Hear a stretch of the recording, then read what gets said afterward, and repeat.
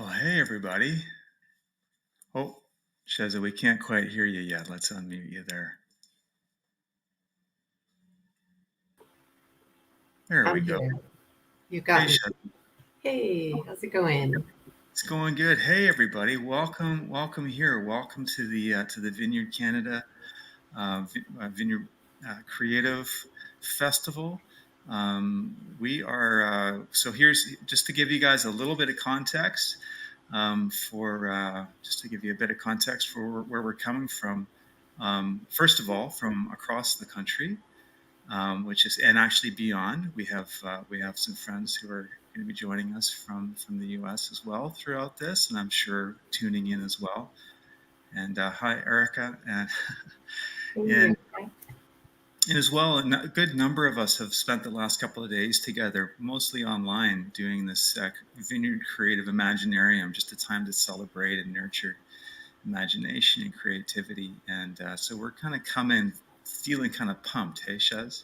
Yeah, we had a fantastic time together learning and sharing, and it's been really awesome. So we're looking forward today to seeing all of what Vineyard Canada has to offer from people who can sing to poetry, prose. We have a lot of talented people and a lot of creative artists within our community that we're so happy to celebrate and showcase.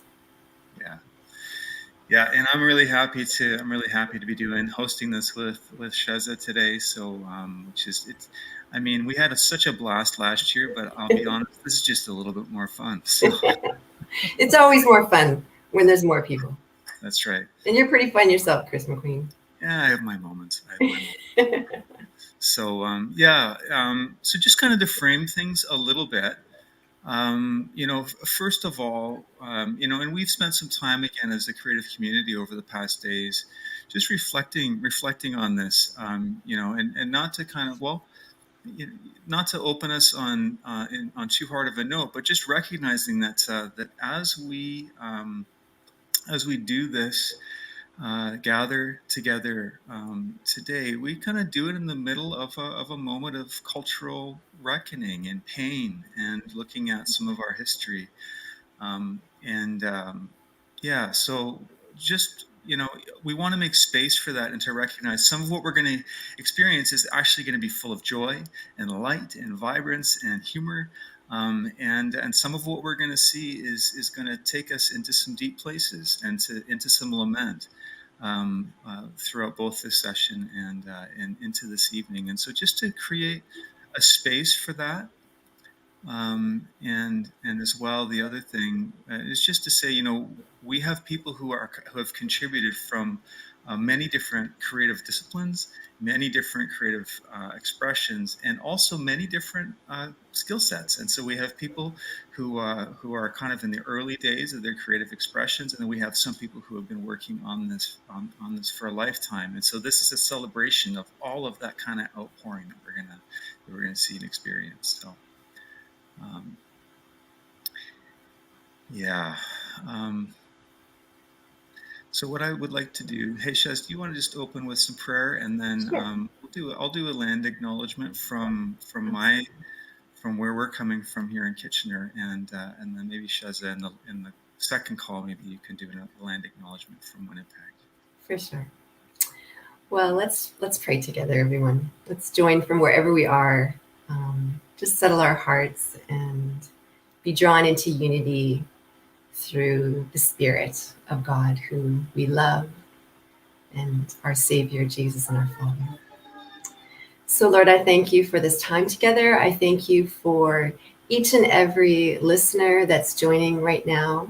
I thank you for every creative that has something to share here today, and for those who you are stirring creativity in, even right now as they're listening.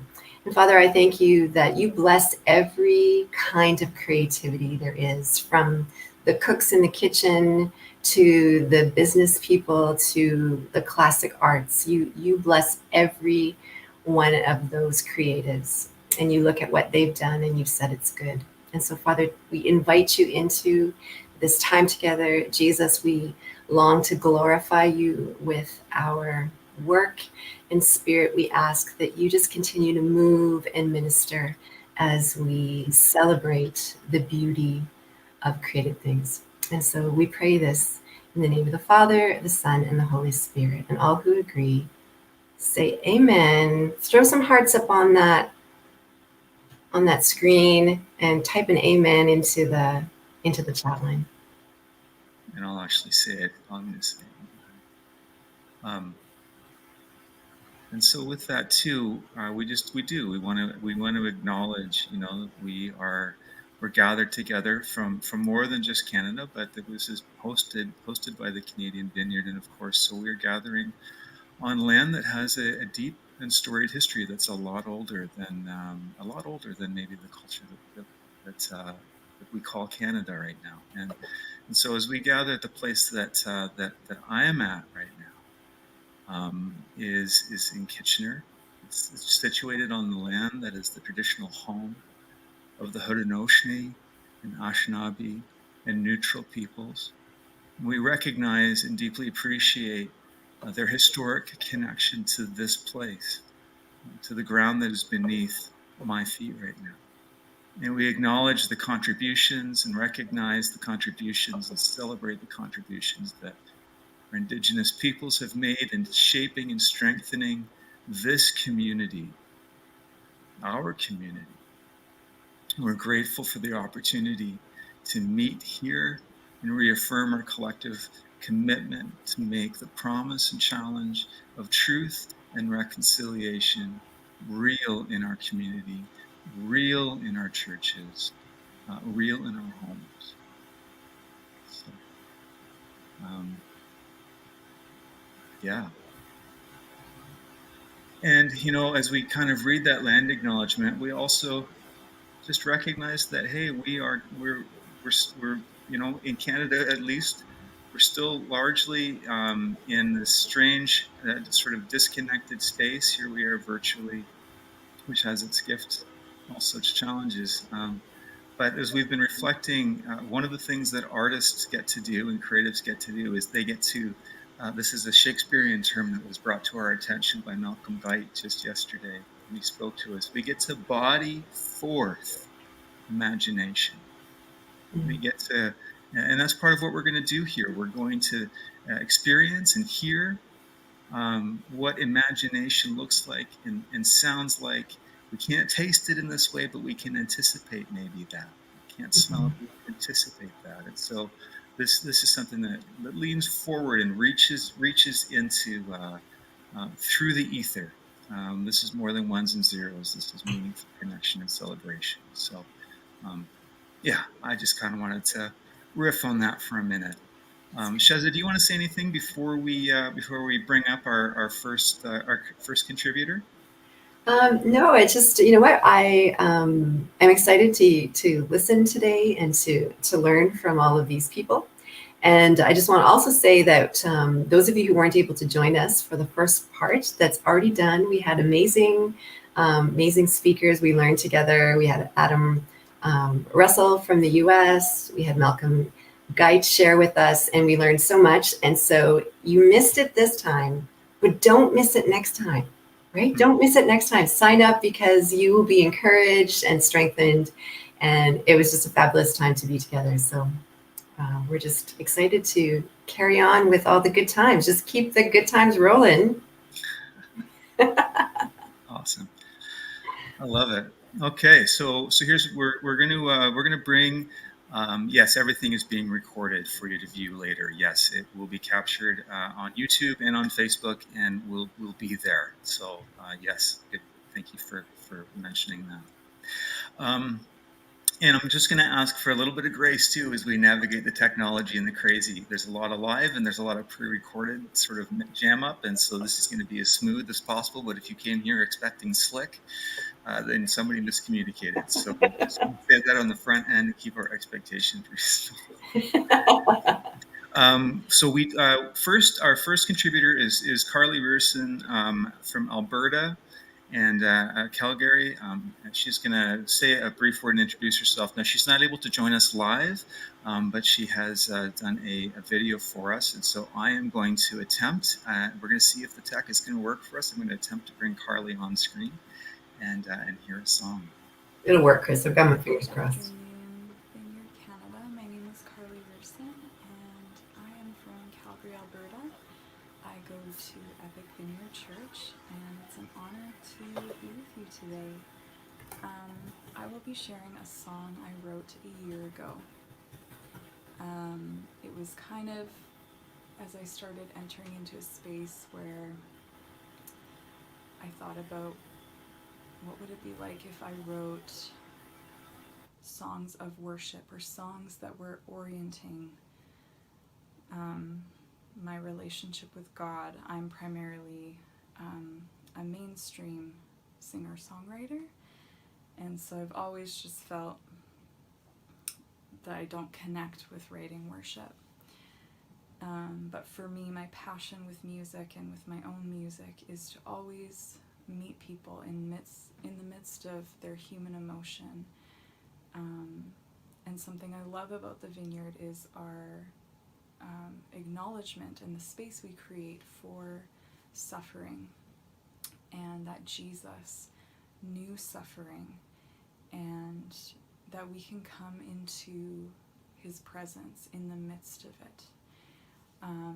And so I challenged myself to write a song that is central around that what would it look like to come to God in my most vulnerable state, and not for him to fix it, just to be with me, because that is the essence of vulnerability and what it takes to step into vulnerability with Jesus, with our friends, our family, and with ourselves, is that it's often really uncomfortable and there's no answer. We can't just turn it off.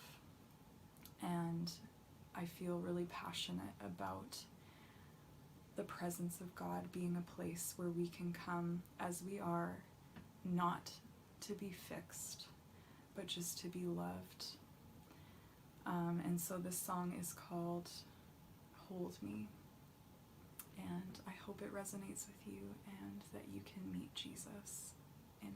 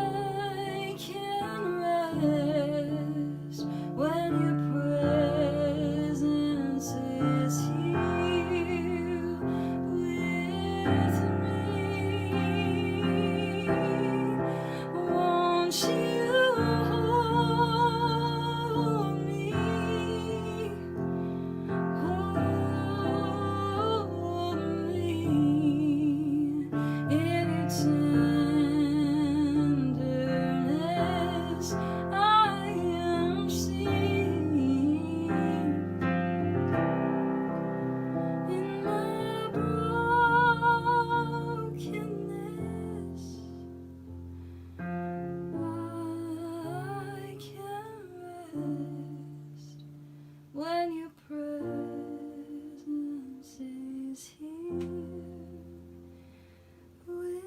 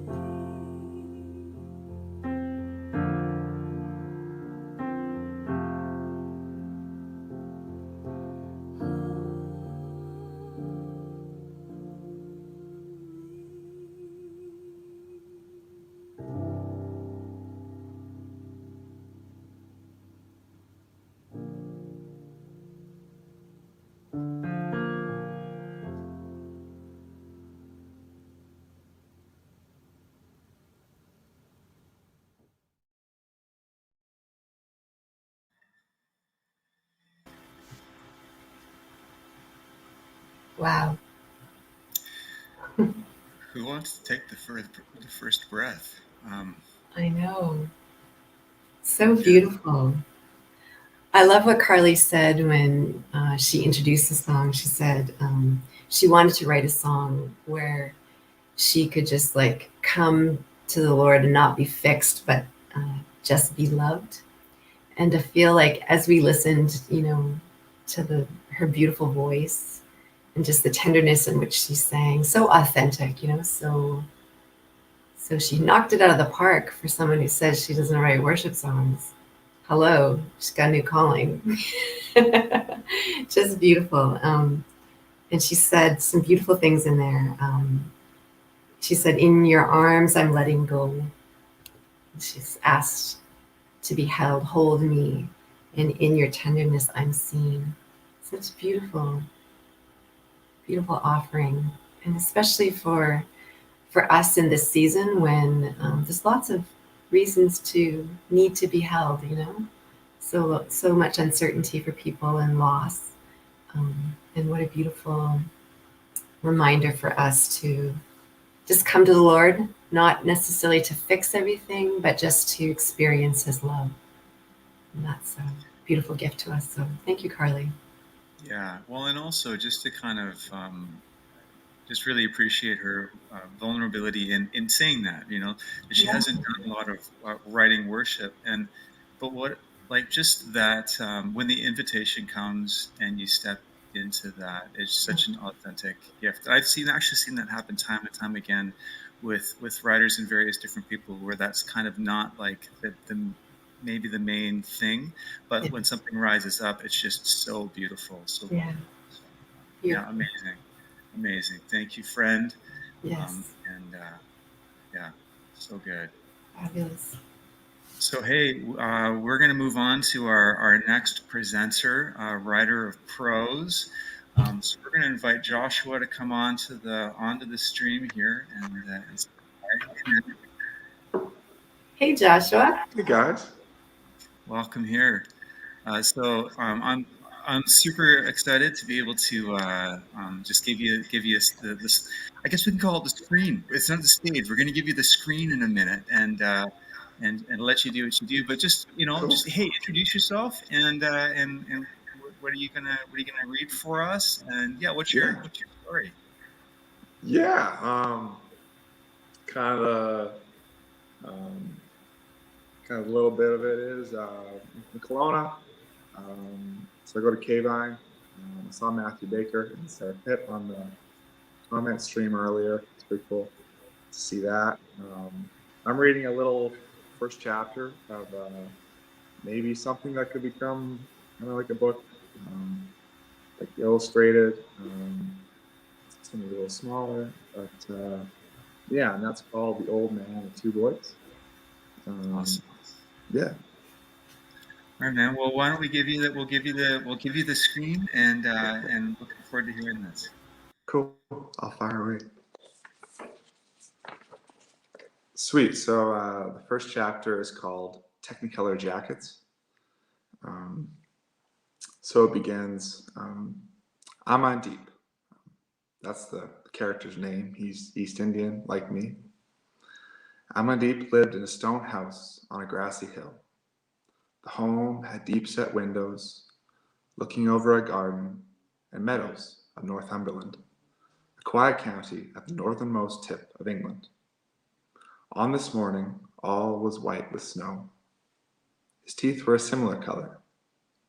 He began to brush whilst gazing outside into the deep white. Then his brown eyes dropped down to look at a faded photograph of himself and his dear wife, Priya. They were wearing Technicolor snow jackets and wool hats against a snowy backdrop. She had crossed her blue eyes and stuck her tongue out. He had puckered his lips and curled his arms under his pits as if to dance like an orangutan. He stopped brushing and bobbed his head sorrowfully. 2 children rushed into the room. "Granddaddy, Granddaddy," said little Jack. "What is the matter?" For the old man's brown eyes had filled with tears. They began trickling down his dark-skinned cheeks and running off the end of his nose. At last the tears found their way into his moppy beard. Jack, in great distress, said, "Don't cry, Granddaddy, don't cry. What makes you so sad?" "I miss Grandmummy," said the old man with a bright sadness. After a full pause, with a wet tone, he said, "You know what? My crying is a good crying, I believe." Jack and his older brother wore looks of befuddlement. The old man said, "It means she loves me and I love her. That, I feel, is where the money is." Now the last sentence flew right over the boys' heads. Nonetheless, the smaller child grabbed his grandfather by the hand, whilst the bigger boy said, "I miss Mommy in the same way." The old man put his weathered hands on Joe's shoulders and looked at him with glistening eyes and a slight smile. "You understand," said the grandfather. Jack perked up and said, "Only 10 more sleeps." "10 more sleeps indeed," replied the old man. "Now what do you want to do today?" Little Jack declared, "A story, my dear sir." The old man raised one eyebrow and then saw that Joe, the other brother, had put his palm to his face. Joe explained, "A few months ago, Mom read Prince Caspian to him, her favorite old book. He tries to talk like the High King Peter, saying phrases like that, and by Jove, and you're a brick." With one eye looking sorrowfully through his fingers, Joe shook his head and said, "It is a pain." "I see," said the grandfather. Jack answered for himself. "It's maternity, Granddaddy. Definitely maternity." Of course, the boy was trying to say the word maturity, and he instead made a reference to poo and turds. Joe again shook his head. The old man closed his eyes and howled. After the laughter had quieted, the grandfather asked, "Are you game for a story?" The boy nodded with a smile. "All right then," the old man said. And so he began. That's all for now.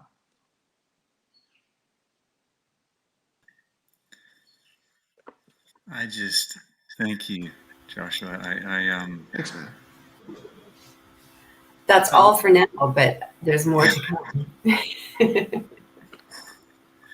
Thanks for listening.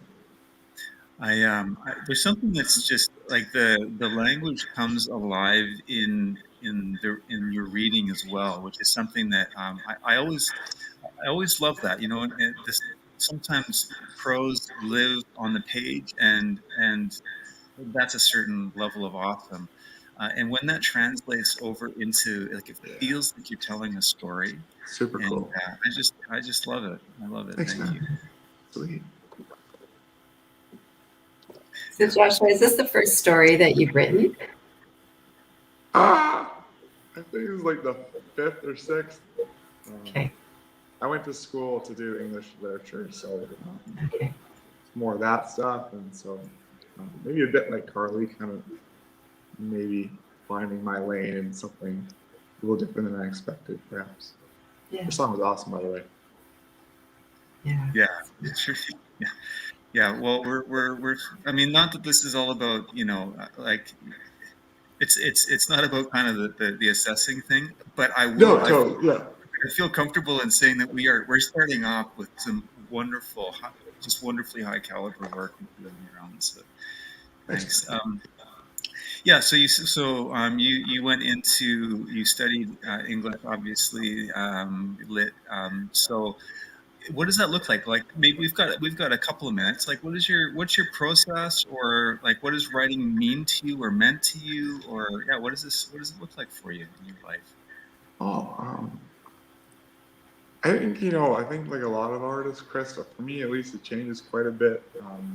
In this case, actually, like you're talking about grief and kind of the moment we're in. And this one kind of actually sparked out of, I was rewatching Joy Best's Celebration of Life. And there was a picture of her and Gary Best with they had these bright snow jackets on, and I kind of just suddenly different sort of strands came together quite quickly, and I felt like that was a cool place of kind of grief, but also like joy, with her name. And I don't know her very well, but the little I do, it seemed to be a cool dynamic. So I felt like just something gave me the idea, and so I kind of ran with it. Wow. It's when I hear you talk about that, I just the idea of how the legacy of the lives that we lead can be a spark of brand new creativity. What a beautiful part of Joy's story, right? Even in the midst of that. Yeah. Wow. Yeah, you said something, Joshua, that I really liked, and it touched on a theme that we've been discussing the last few days. But you described in the grandfather's face or eyes a bright sadness, and that line just captures so well, those two sides of grief, right? Like there's a celebration of life, and then sadness. There's a beauty and a horror. There's these two things that hold. And then the other line you said was a good crying. As if crying could be good, but it can be, right? A good kind of cry is about love. And I really love that. It's a good reminder for us in this season. Thanks. For me, yeah, it's helpful for me too. So yeah. Oh, awesome, man. Thank you so much for being part of this today, and keep writing. There are people who want to hear more. It's a whetting of an appetite, so keep pressing into that. There are people, I think, who are eager to know what happens. Yes. So. People are saying they love your generational story. They love your great storytelling voice. They want to hear more. And they say, Joshua, that your descriptions make them feel like they're right there with you. So well done. Well, thanks for saying that, you guys. Appreciate it. Cool. All right, man. Well, take care. We're gonna bring on our next presenter. Cool. Bye for now. Awesome. Thanks, James. All right, and so now we're going to welcome onto this. Let me look and make sure here. It's James next, right? Yes. Okay, awesome. Well, let's bring James up. And James is a great and dear friend of mine, and I'm so glad to be sharing some screen time with you. We've seen each other a little bit over the last couple of days. James joined in with us for the Imagineering. But hey, man, how are you? I'm doing great, thank you. Awesome. Here we go. So, yeah, do you want to just take a second and kind of introduce what we're going to show? Well, first of all, I want to thank you guys for letting me be part of this. I'm kind of a vineyard outsider. You're a friend of the vineyard. We don't have the. You're anyway. But I'm not going to interrupt you, James. I'm sorry. It's okay. Just to give everyone a little background, I basically draw for a living.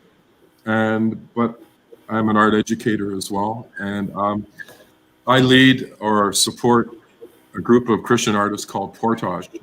There's about a dozen of us who are survivors of our gallery in Hamilton, and we meet every 2 weeks to basically do this. But we don't do it in as quite as well organized a way sometimes. And for the last year, we've been doing a whole bunch of little workshop projects together, talking about how creativity works and getting to know each other's work processes. One of the projects that we did is what created the 2 poems I'd like you to play today. So I'm going to show you something on screen here. I don't know if you guys can see this. This is what we call a Zoom box, okay? Courtesy of the dollar store. This is why God invented Dollarama. So, okay, so it's on the cover of this is a child's abstract drawing in charcoal, which we glued to the box, and then we cut up a copy of it into little tiles, and you can see the tile marks. And then the assignment we gave to each other was go and take all the tile parts and make a face out of it. Turn that into a portrait. And what that does is you move from problem solving to design, which is what makes, in my view, something art. And this is the result of this particular box. This is a portrait of 2 parts of a personality and a face. All those little tiles, and you can see that they have dimension. Okay, and this is connected to the second poem you're going to play today. The couple of things I just want to say about this really quickly. Yesterday, Malcolm was talking about, I absolutely went crazy hearing him talk about the term juxtaposition. This is something that I think is really worth all of us paying attention to, because juxtaposition means putting complementary or opposite sides of something together. And it actually has a biblical precedent in parallelism. The rich and the poor, the wise and the fool. It's an old Jewish trick. But it's important because it works. You highlight one quality by putting it beside its opposite, so that the quality you want to emphasize looks more like itself. If you take away the comparisons, everything dies in design. And it's a principle of aesthetics in art. So you put smooth beside rough, you put detailed beside simple, and so on.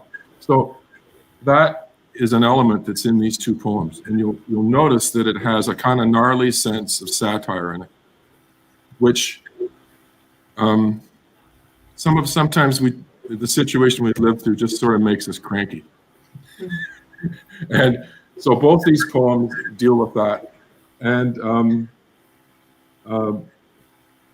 there's 3 really simple principles that these images in making portraits were all about. One was to reaffirm the sense of the person in an age, the person on the inside, instead of all the compartmentalized boxes and the rational left brain side of the world that we're surrounded by everywhere we go now.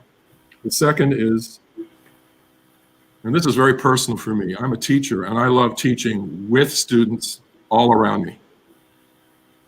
COVID has robbed me of 2/3 of all of my students. And doing it like this on boxes, I'm sorry, I have learned to hate it, because I can't talk to people face to face the same way. I can't get up and walk around and look over someone's shoulder what they're doing. It's just, I know what we're doing here really matters and to keep connection, but I love being with my students. It makes me feel like a rich man. So these images and poems are about trying to recapture relationship and intimacy. The third thing is, it's really easy to lose sight of the companionship of the Lord in all this. So the second poem, Resilience, is about kind of giving yourself a smack upside the head and going, wait, we're not the first people to go through this. If you look at all the way people in our culture are freaking out by not being able to get what they want when they want it, as fast as they want it, sometimes you think maybe a lot of people need to kind of grow up just a little. We're a very impatient, selfish culture. So I thought I'd write Resilience to kind of speak a little bit into that. So That's what the two poems are about, and they each have a different puzzle box image. So that's all I'm gonna say right now, and I want to thank you for the chance to be part of it. Thanks, James. All right, I'm gonna pull this up, and there we go.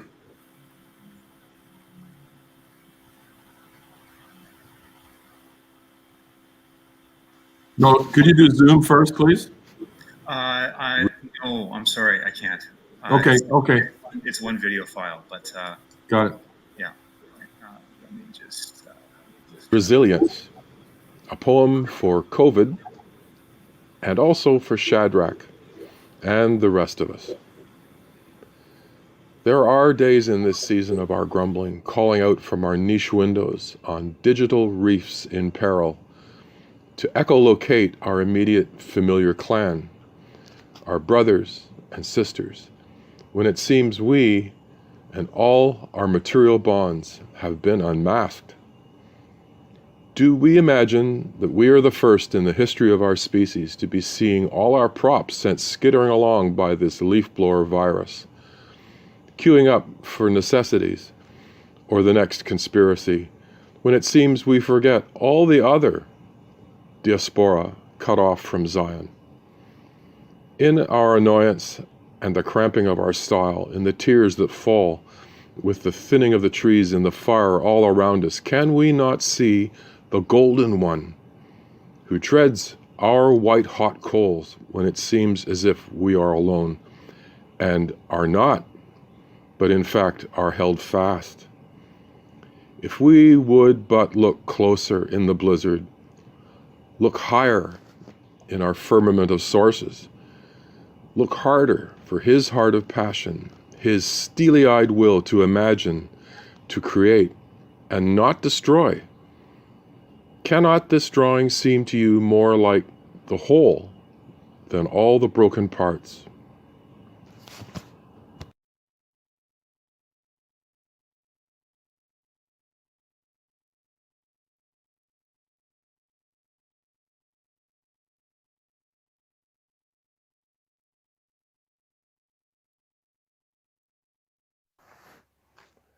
Zoom, a poem and tiled charcoal drawing for COVID-19.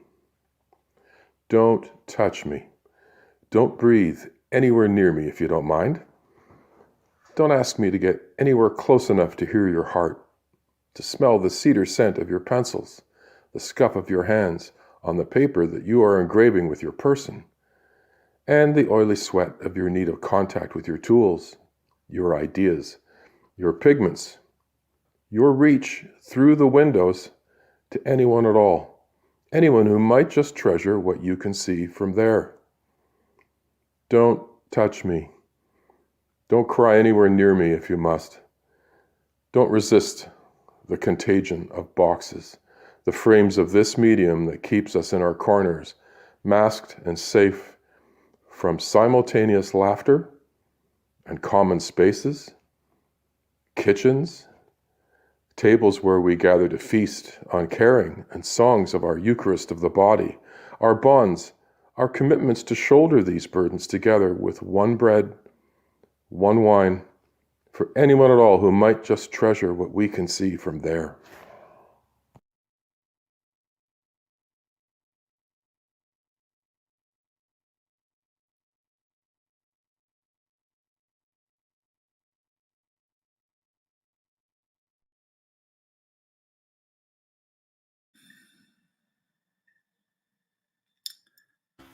Yeah, thanks for that, James. And and my apologies for getting the order of those mixed up. It's okay.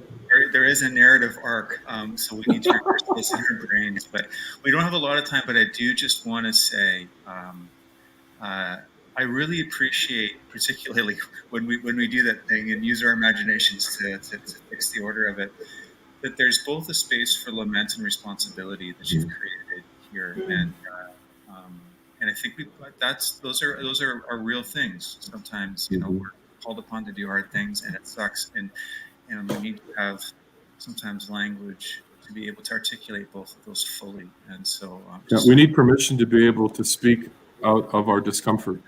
Yeah. You know? So it's the juxtaposition even of those impulses, lament and frustration Yeah. and responsibility and all Yeah. context and all of that. So, Nobody shut David up in the Old Testament. Mhm. He had a lot to say about living in battle.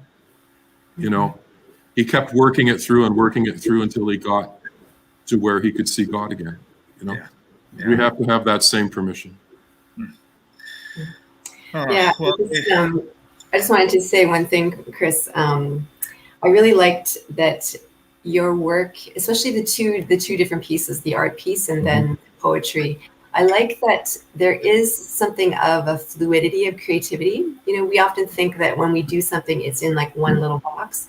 But when you turn on that creativity tap, it can move into other genres. And so I just really appreciate showing us that. It's really, really beautiful. And also the importance that you've reminded us of gathering together as artists. Your community, Portage is an example of that, and how I imagine from the evidence of this that you've brought that your creativity is spurred and stirred on from each other's sharing. So we just really appreciate that you've done that for us here today as well. And that, well, that's what you're doing in this event as well, which is fantastic. Yeah. You know, great to be part of it. Yeah, yes, thanks for so your much. continued friendship. And I will just put a shout out. James is going to be publishing a book sometime, maybe late summer, early fall-ish. I don't know. You didn't hear it from me, but you did. We're still editing. Still editing. But I just to put it out there. There's some really, really, really thoughtful. I read over one of the initial manuscripts, and it's just really, really thoughtful, and I'm very excited. So stay tuned for that. More from our friends. It's all about Jesus as artist first, before anything else. Wow. And so we'll leave that with the teaser. Thanks, James. Thank you. We'll see you soon, actually. So looking forward to that. All right. Oh yeah, right. All right. Take care, man. All right. Well, this is already rich, hey, Shez? Yeah, so great. I feel like I'm in the best seat in the house here. So good. All right, so we are going to be bringing up Renee. Let's see here. Oh, where did Renee go? Uh-oh, did we lose? Oh, there. Hey. Hello, Renee. Do we have you? We do. I'm sorry. I'm dealing with some technical issues where I'm at. Okay. Well, you're with us now. So I'm sorry. It's great. Sorry, it's a little dark. I'm at a racetrack, like I said, and our internet our power went out in our trailers, so I just ran into our neighbors. All right. Amazing. Okay, well we won't keep you too long, but just but yeah, if you just maybe want to just introduce the video that we're gonna show, yeah, be amazing. Yeah. So the song that is in the video is a song that I wrote. I think it was back in 2017, and it's called "They Will Know." It's written after, it was inspired by the hymn from the 1960s called "They Will Know We Are Christians by Our Love" by Peter Schultz. So yeah, the song is based on that, and it just kind of touches on a few issues that we face as Christians. And I think sometimes without intention, sometimes our judgments seem to come louder than our ability to just love through difficult situations. Sometimes I feel like we get caught up more on the issues and forget that that there's faces behind these issues that need to know that they need to know first how much we love them and the love of Christ that is available to them. So that's kind of the background on the song. And then the video, it was filmed and recorded by another staff member at River City Vineyard, which is the church that I attend. The video was recorded by Petra Kelway. And we have a unique church because we have a homeless shelter in our church. We have about 25 guys living with us right now, and we're working on a 40-person expansion for 15 women. So this is one way that we choose to walk out the love of Christ in a tangible way. So Petra Kelway edited and filmed this video, and you'll see a lot of the faces of the guys that stay in our homeless shelter, and they're just wonderful guys. And you hear the term homeless people and it almost has a negative connotation, but again, we get to know these guys, and they're just so, it can be extremely difficult at times, but you hear their stories and you get to know them as human beings, and suddenly it's just a very different, you have a very different opinion of them. And I've learned so much by working with these individuals, and just have such a heart for them. So yeah, the video just tells a story. The song was intentionally written to ask a question more than state where I'm at, just to kind of make us think, where we can maybe judge less and love more. And then, yeah, throughout the video, you'll see a bunch of faces of the guys that are currently staying with us too. Amazing. Well, thanks, Renee, for that. And yeah, a shout out to River City. You guys have literally decades of pouring into that city and doing meaningful work for people who are on the margins. And so I love that that's such a central part of what you're bringing for us today. So that is amazing. All right, I'm going to, I think I have this thing figured out to be able to make it work. So I'm going to, just give me a second here, and I'll pull up my video for a minute. And, oh, come on. So Renee, oh, there it is. Good, it's up, Kris. Yeah, here we go.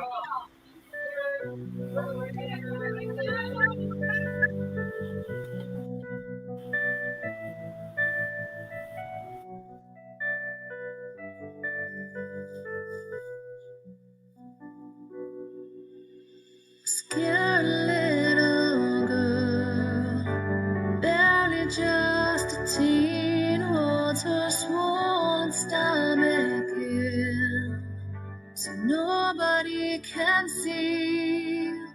She doesn't wanna end her life. You're not prepared to be a mom. Praying that a helping hand will somehow come along. Is she welcome when she sits down in the pew? I'm greeted with judgmental eyes and narrow-minded views. They will know we are Christians by our love. By our love, they will know we are Christians by our love. He slides into the back row and tries not to make a scene. He has no war and nothing left, but he's trying to get clean. Already lost his family, his children and his wife. If he can't kick the habit soon, he knows he'll lose his life. Will he find the help he's desperate for? I'm told he is not welcome here and pointed to the door. They will know we are Christians by our love. By our love, they will know we are Christians by our love.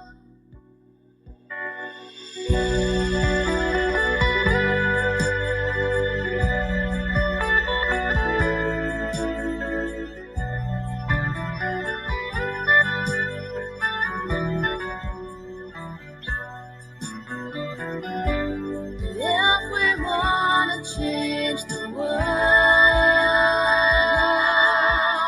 it starts with the attitude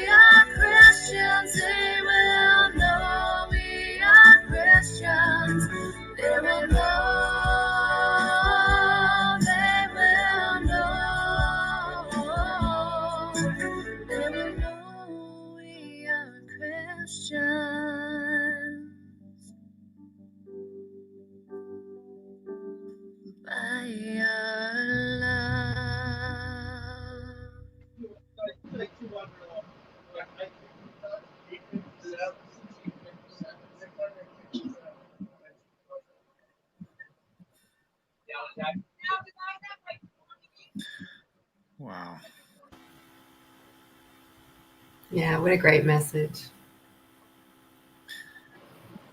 What a great celebration of the work that your community is doing. And what a beautiful message of judging less and loving more through our very actions with the most vulnerable of our communities. So, yes, thank you. That's a beautiful, beautiful offering. Thank you. And I love that. I love that it's a community offering as well. Like, just, I mean, just what a powerful, like the comment, every face with a story. And I just love the way that it seems like such a beautiful part of what you've given, right? Like, it's just the many people part of this. And so thank you, Renee. And it's so indicative as well of your heart, actually. So it makes it, people who know you, it makes sense. But thank you for leading and modeling this. It's powerful. Thank you. That's great. Renee, I just had one other question for you. Sure. The neighbor that you ran into, do you know them, or are this just like a random? Yeah. It's my cousin, actually, so it's actually family. Okay, good. I was just checking because I just want to, make sure that we're not like, who is this lady? No. Oh, no, she's family, so it's okay. That's good. Oh, well, thank you so much. We love that. That was great. I'm sure that ministered to people as they watched, and just really, really wonderful to listen to. Thank you. Thank you. Amazing. Thanks, friend. And hey, go team. I hope you guys win things at these things. Is that kind of part of the story, or? Sorry, can you say that again? With the racing, is there like you guys taking home trophies and stuff, or? At the end of the season, if you get enough points, you come home with a great big trophy. Good luck to you and yours with that. Yeah, we're actually in Tilsonburg, Kris, so you would know where I'm fairly close to you right now. Yeah. Cool. All right, friend. Well, thanks for making it work and being able to come on with us. Amazing. Yeah. Great. Enjoy the rest of your day. You too. Thanks, guys. Take care. See ya. Yeah. So who do we have up next, Kris? Who do we have up next? We actually have a dear friend of mine. Let me just bring her onto the screen here. Nikki. Nikki Everett. Let me just pull up our names again. Yeah, hi, you guys. Hello. Hey, nice to see you today. Lovely to see you all. Such an awesome group. And I feel awed and humbled to be included in this midst of artists and creatives. I've just been moved and touched. And thank you guys for pulling us all together. It's been rich. Yeah, it has been a rich time. It is a rich time, and I'm so glad that you're part of this, and I'm really and I'm super stoked for what you're going to offer now. So so Nikki's a dear friend, and attends our Vineyard Church in Guelph. So Nikki, we'll just basically we'll just give you the screen because you're gonna read for us. And, I am. And so we'll do that, and we'll come on afterwards, and we can chat with you. Okay. So we're gonna give you the stage here. Take it away, Nikki. Thank you. People have done a little bit of introduction, so I did have kind of a trial run on this when I thought I wasn't going to be able to do it because I had my second vaccination yesterday and wondered if I'd feel up to it, but I do. And it's a privilege to be here. I write poetry, short stories, and a novel. And in a bit of shameless promotion, this is my novel, Evidence of Uncertain Origin. And this is a book of some of my poems. I also did the artwork on it, so I really appreciate James's combination of poetry and I feel there's a lot of cross-fertilization there. So before I started, I just wanted to give a land acknowledgement. So I do acknowledge that I live on the traditional land and territory of the Mississaugas of the Credit First Nation of the Anishinaabeg peoples. and I'm privileged to be here. So this poem I'm going to read for you is a narrative poem, and it's a retelling of the Noah story from his wife Naamah's point of view. And I've been interested in the feminine image of God. I'm not sure this is quite in that theme, but I've been pulling out sort of the stories of women and kind of retelling them in imagining how they might have reacted in the circumstances they found themselves in. So the story, this poem story, is called Naamah and the Lion. Of all the insane plans a man ever had, this takes the cake. So says Naamah, and she should know. Everyone thinks so too. The women stare at her in the marketplace. They whisper and point when they think she doesn't see them. They laugh at her behind jeweled fingers. Worse yet, they pity her. All the wealth of that rich man Noah poured into his deluded hobby. His family left to forage for themselves. No silken veils for his wife, no ostentatious bride price for his son, no fine house with fountains, servants, concubines, orchards, granary, no feasts given for friends, no revelry, drunkenness, debauchery, no influence peddling, no bribery, no buying and selling of human flesh, no plotting with others to gain power, no buying the neighbor's wife, and she is much offended. No stealing the neighbor's cattle, he is much offended. They are fine cattle, certainly worth coveting. No murdering the competitor in name or in body, no violating innocent flesh. Noah, it is agreed by all, is no fun at all. But this does not surprise Naamah. Things were always thus. All of Lamech's kin had turned down Noah as a son-in-law. Despite his father's wealth, they knew Noah all too well, and where that would leave his wife and her family. Without influence, without pride, without power. For Noah was disinterested in all that made their world go round. A gangly, quiet youth, simply, and a daydreamer, a poor dresser, a loner. Antisocial, said the men. Deviant, said the women. Boring, said his peers. Too introverted, said the elders. And not a team player, said his tutor. No one wanted him. Not that he seemed to care, not Noah, but his father did. Convention insisted on it, and Lamech was nothing if not conventional. A journey of a week brought Lamech to Naamah's village. He strode into her life, a tall, fine man, bearded, turbaned, robes dripping the promise of riches and an easy life. A herd of white goats followed with a shepherd. 2 red oxen pulled a large wooden cart filled with rugs, spears, grain. A few pointed questions, and he stopped at her father's tent. How could Tubal-Cain refuse? Such a man must have a fine son, and close enough in kinship, most words were understood. A fine match, after all. Naamah, listening behind the curtain, the eldest and homely under her veil despite her name, could hear her father's calculating tone as Tubal-Cain weighed her worth against the lust for foreign gain.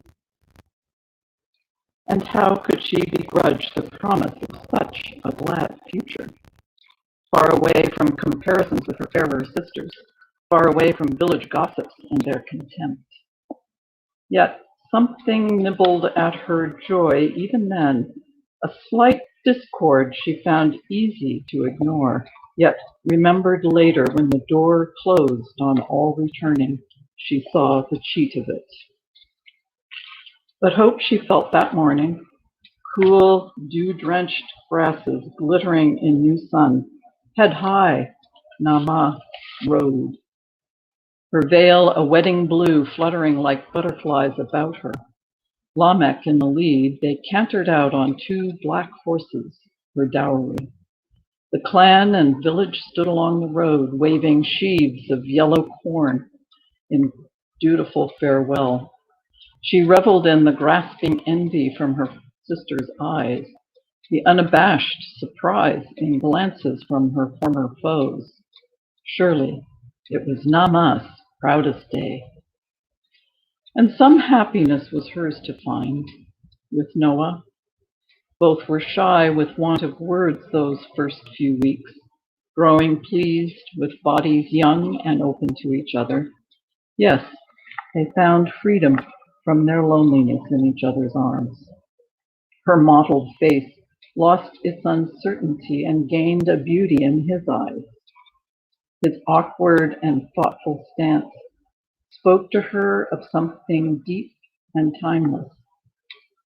And children came, 3 sons, a quiverful, enough to dent the clan's judgmental stance to something like respect, until Lamech's death, when grief drove Noah into the desert watches where voices spoke, or maybe only one, warning him of something called a flood, of rain and storm, of many waters, of things unknown, bizarre, insane, of death to all but Noah, if he listened.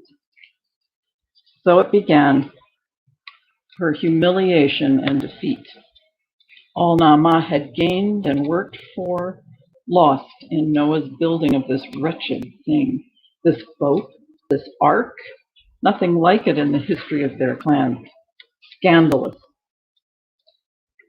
It was scandalous using Lamech's vouchsafed wealth to purchase wood and pitch, spending nights consulting vain, deceitful voices. Or was it only one? Wasting days constructing this vast monstrosity, forcing sons to bend to his unfathomable and awful will. 4 years. Many waters. What could this mean beyond the dew that watered beyond the dew that watered all their fruitful earth, beyond the waters drawn from man-hewn wells or flowing down the far-off mountain side? A flood, you say, waters falling from the sky like rivers, thrown by a god of righteous inclination, displeased with its creation's foul and twisted ways? Absurd. We've lived like this for years. And on it went. The subtle looks and not so subtle words. The difficulty finding wives for sons so focused on their father's fears. Yet wealth remained, for Naamah made sure it did. Her hands, unsuited to the futile task, left free to coax a profit from those goats and fields and oxen. Enough at least for modest wives, but not enough for luxuries or status. And not enough to solve the wounds or heal the rifts her Noah made. Returning from the market, burdened with familiar sorrow, she knew her youth to be a training ground for this, her middle age, forever excised from the common meal by ugliness at first. Now her husband's rash rejection of all wisdom from the clan had set their course. Advice first given kindly and not taken, then criticism harshly driven, still not taken. Finally, this utter disregard. We have all become like ghosts, tolerated but ignored. Yet Naamah persisted and carried on, her family fed, sustained by earnest hands and hopeless heart, for years and years and years, until that day the lions wandered in. The tawny cats entwined themselves round Noah's waist and purred so loud it sounded like a roar, and spooked the neighbors so they rushed to market and spread the word that Noah was a wizard most powerful and strong, his ark a temple where lions came to worship and devour those unlucky ones who did not flee. This was the final straw, and Noah's wife prepared to join the horde of clansmen running for their lives. Nama packed a meager bundle and turned to leave her home. I've had it with his voices, dreams, and visions, his single-minded focus on his ark. He tells me nothing, only asks me to believe. In what, I'd like to know? In what? In whom, he says. But this confounds me most. In him? That slight and simple husband from my youth? Will he protect me from the lion when he's not defended me from censure or abuse?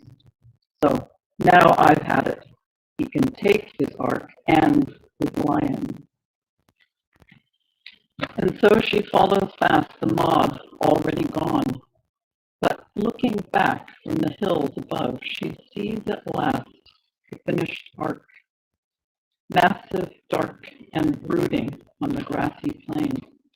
Her sons like ants beside its somber bulk, her husband's pale robe within its shade, and more. The lions, lying languid in the sun, are joined by donkeys, ostrich, camels, deer, and boar, and more. She has not names for all the massive creatures gathering there. She squints against the evening sun, but cannot see so well, some too small to tell if beast or fowl. And oh, a dance of colors in the air. So many birds in flight swirl round the ark, while some alight upon its burly prow. And she, amazed, now fully turns to gaze upon the wonder of it all. And as Nama pauses, hesitant at last, the lighted field darkens, wind teases cloak and hair.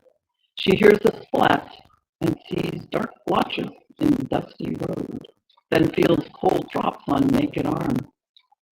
Sudden light explodes with raucous roaring, but not of lions. She is afraid. Could this be rain?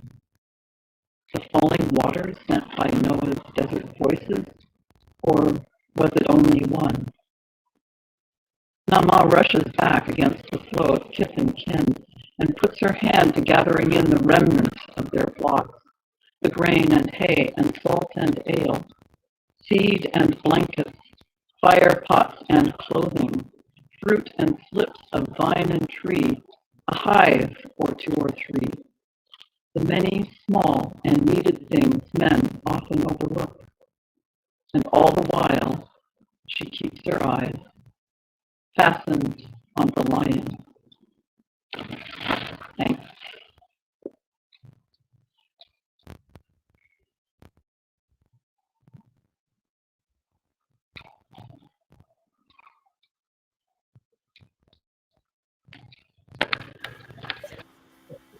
Wow. The small and needed things often overlooked. Thank you for writing that. You're welcome. Hi. Yeah, Nikki, so just a couple things. One is just to acknowledge that we were able to hear you. Things did get a little bit sketchy with some of the audio there, but we were able to follow along. So, yeah, what I love about what you've written here, and we've got some things coming up in the misreading here. We just this idea, the repeated motif, the voices, or was it one? This kind of wrestle with almost the sheer insanity that Nama is seeing take place in Noah. Yeah. And for me, when we talk about imagination, it just comes to life powerfully. And so I love the way that you've imagined that. I'm curious, we don't have a lot of time, but I'm just curious, what maybe was the germ? Was there a germinating idea that kind of gave you this arc, like an initial thought that you teased out from, or what was the process like for you? I wrote it a while ago, so I have to say I don't really remember exactly, but I have enjoyed the process recently, especially of placing myself into a Bible story. It's a type of spiritual practice where you just take a moment and imagine what it would be like if you were there and what person you would be in that context. And I'm not sure that that's how this came about, but I've done it with other scenarios and other stories. So I honestly can't say, sadly, I'm sorry I can't fill in the blanks there, but it just started and I just kept going with it. Yeah, I absolutely what Joy's saying. It was just such a delight. Sherry, do you have any thoughts before we move on to the next presenter? Yeah, I just really appreciate like the voice of the woman, of Nama, just being able to tell the story, and it's such a unique perspective that I have never thought of before. But yeah, such a beautiful, like tender and real, and also so. Like the reflection of like the community and like the sights and the sounds of everything she saw and felt and the implications of that. We think of it as Noah's story, but there was family and a wife and the implications of that for her to hold onto that dream and that belief that he had as well, although not full-heartedly, Not in the least at the beginning. She's just like there along for the ride, by choice, by choice, so not by, So I just really love that perspective and giving voice to the feminine in there. Love that. Mm-hmm. It's great. I just think that sometimes we're stuck in situations not of our choosing. Yeah. And it's interesting to see how it plays out. Mm-hmm. Yeah. Anyway, thank you for the time. And I'm sorry my voice didn't come through. I don't know if it's my side of things or me or what, but I'm sorry we're doing technologically challenging things, weaving together. It sounds okay now, so maybe it was something in the back end. But anyway, we were able to follow along and so if people can find your writing, you have a website, correct? Do you just not really. I should, but I don't. I apologize. I have my writing sort of scattered around. So anyway, Nikki's an old school artist. She's a poet, a novelist, an artist. It doesn't really matter. Well, I wonder. I'm just very indecisive. Let's put a real face on it. Well, thank you so much, friend. You're welcome. You. All right, and we'll see you soon. We'll see you soon. Okay. Bye-bye. Bye. Wow. All right. Amazing. So we now have coming up our friend Sarah from BC, and so we're just going to bring you onto the live stream here. Sarah, hey, it's good to see you. We just need to unmute you here. Let's. Can we hear you now? Let's see. Can you hear me? There we go. Yes, we can indeed. Good. Awesome. Good. Hi, Sarah. Nice to have you with us. Thank you. My third online festival. Yay! Yeah. Well, and there's sort of been some process as well. I know from we had last year's, and then we had kind of that creative sharing circle kind of touch point mid area. So it's great to have these touch points. So So yeah, we have a bunch of photographs and images that we're going to show, and Sarah is going to kind of speak and narrate through. So we've tried to put this together, Sarah. I hope it works. Yeah. In So kind I of in think I'll helpful just order. start. I think I'll just start by a little introduction before, Yeah. so that people know Sure. what they're looking at first. Absolutely. Why don't you go ahead and do that? That's great. And then I'll sort of, give you the okay images. So, yeah. Awesome. So I'd like to start by acknowledging the land where I am is the unceded territory of the Syilx Okanagan people, particularly because what I'm going to speak about today is actually more related to colonization. And at this time, I'm super aware of the Indigenous component to our lives, with Kamloops Residential School being only a couple of hours away and the recent events. So I just wanted to start with that. So yeah, I'm from the Kelowna Vineyard. I have the privilege of having David and Anita Roos as my leaders and friends. And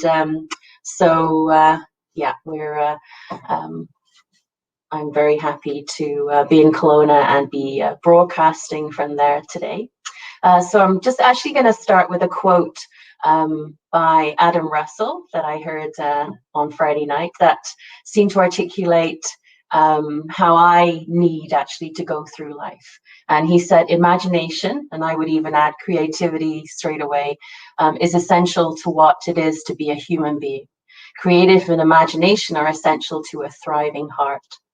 And this year I've partly had on my heart to do a large acrylic painting about 3 feet by 4 feet, as a celebration of life, actually, and as well as other expressive things such as music making and even writing a book, actually, that I've had people coming to me sort of dropping that in. So, all part of the things that are kind of going on in my head this year. And I see this painting, and I've shared some very early stages in my presentation in our last Creative Festival, online Vineyard Festival.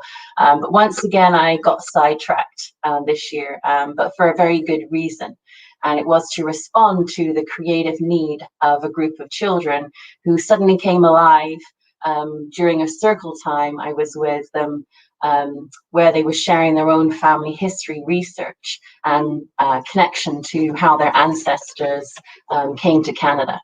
And also my kind of, sort of off the cuff at that time suggestion idea that I put to them, but perhaps they wanted to reenact part of their ancestors' journey to Canada, actually on a voyage on a 1911 immigration ship from Liverpool, England to Montreal, which was actually a real ship's route at that time. So if you can relate to how teaching and learning has been amongst COVID protocols, you will understand how I was going to jump on something that brings life. So with the scaffolding of authentic historical evidence and giving permission for children's own imagination, creative ideas, etc., we dreamed and executed this, what I'm calling now as experience art, a 5-hour performance, but for themselves, not for other people as a performance, which actually turned out to be much richer than a sort of, 1-hour performance, say, to other people who were not involved in the project. So, in fact, what took place exceeded what I had imagined. Where, again, on Friday we were hearing about, sometimes what you imagine, what you see in your head as like a vision taking place in whatever creative area you're working in, often it ends up to be not quite as perfect as you envisioned it. But in this instance, I was just so amazingly taken aback, if you like, or experienced that what took place exceeded what I had imagined, as every child immersed themselves in this experience throughout those 5 hours, actually. So in the context of our creative festival, obviously all these skills can be adapted to, a church setting. But as we've heard, even this weekend, creativity outside of the church is as important. So I'm just going to give a few details before we show the videos. The photographs. So a room was transformed into the inside of a 1911 steamship. I sourced props and costumes from thrift stores, friends, myself, created first, second, and third class areas. So kids had to dress and act accordingly. A ship's helm, and various adults that the children didn't know about sort of coming in and playing different roles, and they were obviously all primed before: a captain of the ship, a police officer, a doctor, customs official in Montreal. Each child had a particular scenario to act out, to problem solve, lots of improv, that's improvisation, acting, as I kept a lot of the events secret beforehand. And including a grandfather, actually, that of one of the kids who had immigrated to Canada to work as an RCMP officer in the North in the 1950s. He retired back to Ireland and is now actually quite a famous banjo player in Ireland with his music on YouTube that we played for the kids to dance as their entertainment in third class, because that's historically accurate. So I think we can begin the photograph. And yeah, so and then I'll just explain the last piece, because we did have a couple of videos which were being edited, but in the end that wasn't possible. So for the sake of time, I will we can probably leave them for a few seconds, and I can talk and then jump in on the photos. So they're actually where we're starting was part of a storm. They may actually be in a little bit of a different order, where students were actually became unwell. So again, that wasn't told to them until about 3 minutes before, so they acted out. And some of the photographs are the scenes that I created as part of the 3 different distinct areas in the ship, because that again is historically what would take place, and the activities there that they would have authentically done. There we have the quarantine and the hospital at Montreal. Somebody there used to be in the RCMP, actually, so she had part of her old uniform with her gun holster, of course not her gun, and that part, which we'll see later again, was very somber. Part of the experience where we were, all the adults were very serious around them. The kids didn't know if they were going to be allowed into Canada or not. They had their papers, but they didn't know. So it looks like we're flipping back and forth with the different scenes. So that's third class, where that has a completely different feel to the other classes.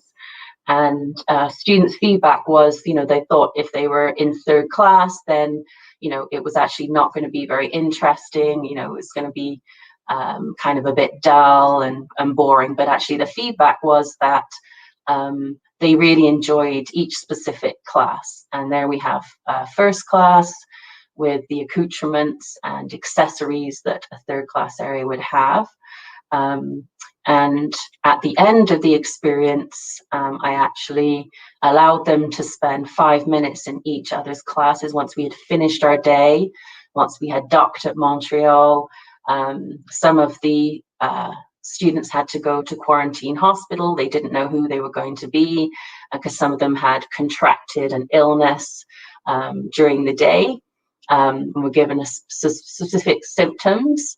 So it's kind of interesting, the link to our pandemic, that's currently taking place. There were definitely some links to historical events there of those times.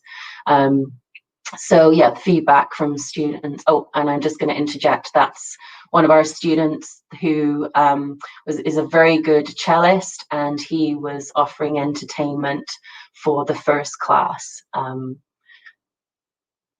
at that time, because that's again what would have taken place. And so just as those are playing through, so we had our voyage that was 3 weeks, obviously a voyage to cross the the Atlantic Ocean, was condensed into 5 hours. And the students had their own passport on authentic-looking tickets to board the ship. So there we have second class, which was sort of designed to be a step up from third class. That student actually found an authentic 1911 newspaper to bring in, and so much student interaction. The best really it could be, covering so many different areas. And that's the first class setting, where we have a student there with even the bustle in the back of her skirt there, and just that environment with, you know, the set and the scene with the curtains, the tablecloth, you know, the furniture that was brought in, the rugs, you know, it's the details, right? And just the participation of a lot of the students that maybe you wouldn't expect to participate to, you know, parent feedback. That's the doctor there that has been brought in to kind of meet up with that improv background that was given to students that were had become ill, and they didn't know, you know, what their future was. They didn't know if they were going to be allowed into Canada or not. And there was this real sense of anticipation and really being immersed into that experience of really not knowing, you know, if they were going to be let in, and actually, you know, to kind of see those emotions from the kids too. And of course, I've had to take out the face, you know, cover the faces. And of course, you know, that is something that, you know, to see their expression on their faces actually, you know, displays the engagement. That's the ship's helm there, with a wheel that was actually made by one of the children, a wheel that turns. So yeah, just sort of seeing those expressions that display their engagement and the pleasure and evidence of thriving within this creative experience that, you know, you could imagine. So yeah, unfortunately you can't see their faces. And then outside they had food that actually met, you know, that it matched their culture that they were coming from, because they had to choose. That's Irish stew, so that young man had come from Ireland. So a lot of continental Europeans were making their way from their countries such as France, Germany, the Ukraine, Russia, coming to England. So we use England as a point, you know, the sort of one of the last countries before the Atlantic Ocean. So they invented amazing, authentically accurate backstories to you know, to kind of show which countries they come from, which relative, which family group they were going to form, which friendship they were going to form, you know, so that their story completely made sense. So the food had to make sense. This is just showing some of the technology. We had our smart board. The storm was obviously very loud. There's a little bit of a video snippet to that. I don't know if the volume's on. We could maybe put the volume on. And that just kind of, you know, the shutters went down, the room was darkened. That wasn't detailed to the kids ahead of time. So all of a sudden, you know, that was what was going to happen. There was a sense of emergency, and, you know, then other scenarios such as becoming seasick started to play out. And because others didn't know what was going on, that's another scene during the storm, then, you know, there was that instant kind of joining in, and that's another scene in first class of, you know, how they're going to cope with this storm. Yeah, there you have the technology where I had source pictures of, you know, from the deck at different times, the, you know, sunrise, sunset, put them up on the screen. So they will be having photographs, probably in black and white. There's one. This is them arriving into Canada, that sense of being very somber and quiet, a little bit of nerves. That's that sense of lining up. So the video that I took really does show that sense of occasion, because you just hear the clicking of my heels as I walk along the gym, and that silence, you know, and everybody lining up. So it was pretty authentic to kind of situation that it might have been. And this would have been at Grosse Île, in coming into Montreal, which was what happened at that time. So yeah, so there you go. That's my experience art offering.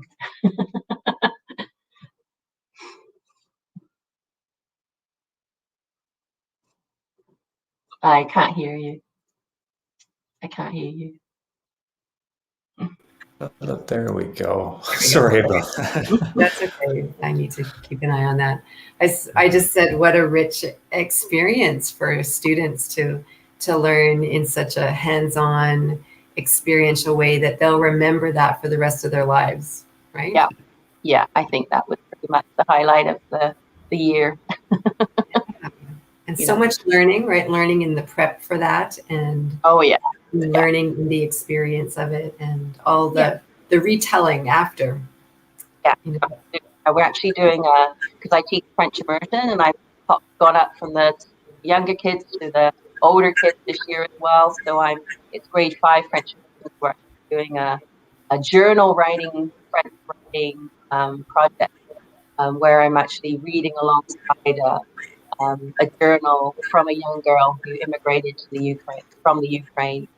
So we're kind of pairing that up. So we're actually very busy right now getting that done and getting it kind of put into a form of a kind of an old looking album, which includes obviously some of their photographs in black and white of the day, just to kind of give them that, written memory, right?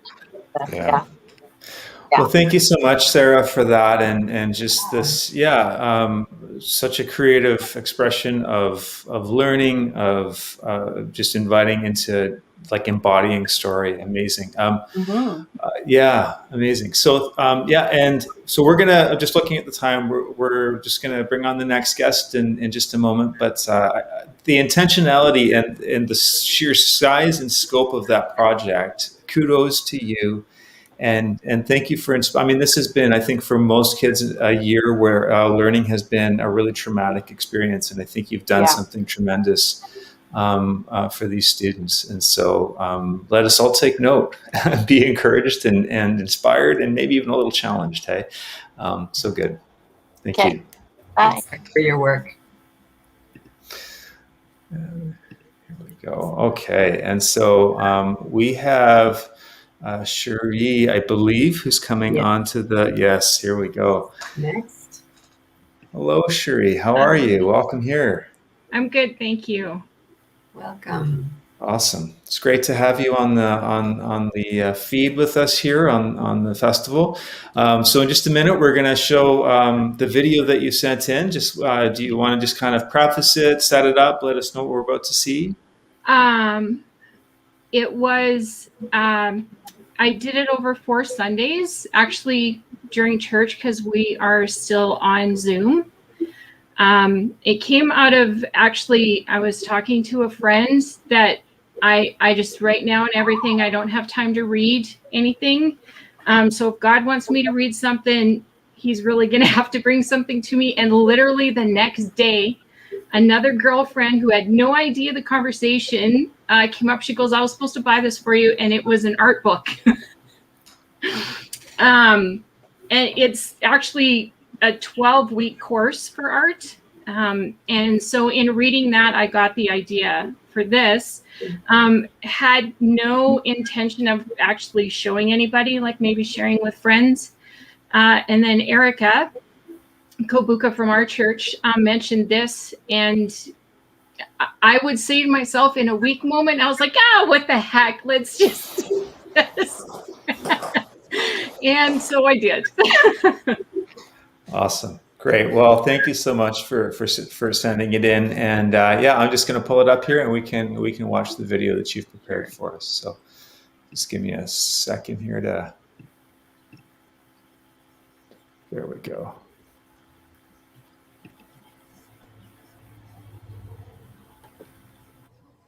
Love is patient. Love is kind. It does not envy. It does not boast. It is not proud. It does not dishonor others. It is not self-seeking. It is not easily angered. It keeps no record of wrongs. Love does not delight in evil, but rejoices with the truth. It always protects, always trusts, always hopes, always perseveres. Love never fails. But where there are prophecies, they will cease. Where there are tongues, they will be stilled. Where there is knowledge, it will pass away. For we know in part, but when completeness comes, what is in part disappears. When I was a child, I talked like a child. I thought like a child. I reasoned like a child. When I became a man, I put the ways of childhood behind me. For now we see only a reflection as in a mirror. Then we shall see face to face. Now I know in part, then I shall know fully, even as I am fully known. And now abide. Faith comes by hearing. Hope, it is rising. Love, the greatest of these.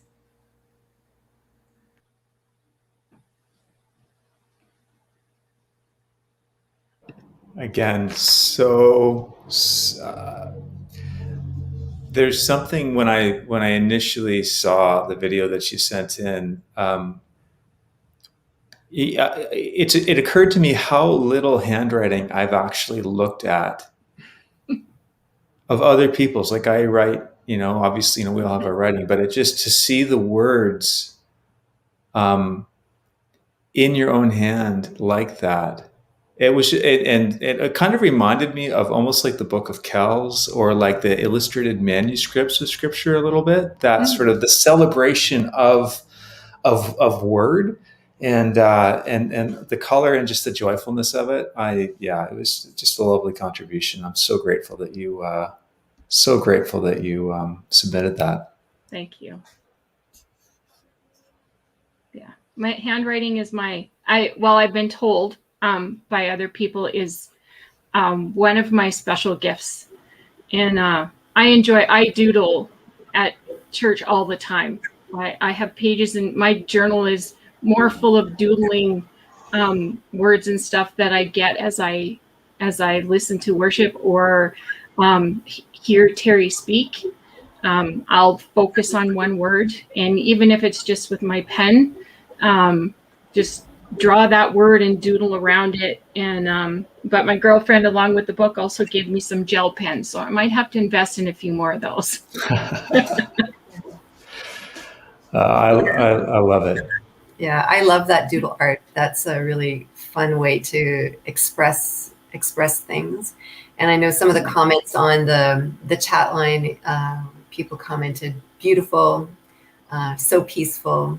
And yeah, I'd have to agree. Just the simplicity of the script of your handwriting was really lovely, and also your voice, just a beautiful, peaceful presentation of the scripture. So thank you so much for that contribution. Yeah, you're welcome. Thank you guys for doing this too.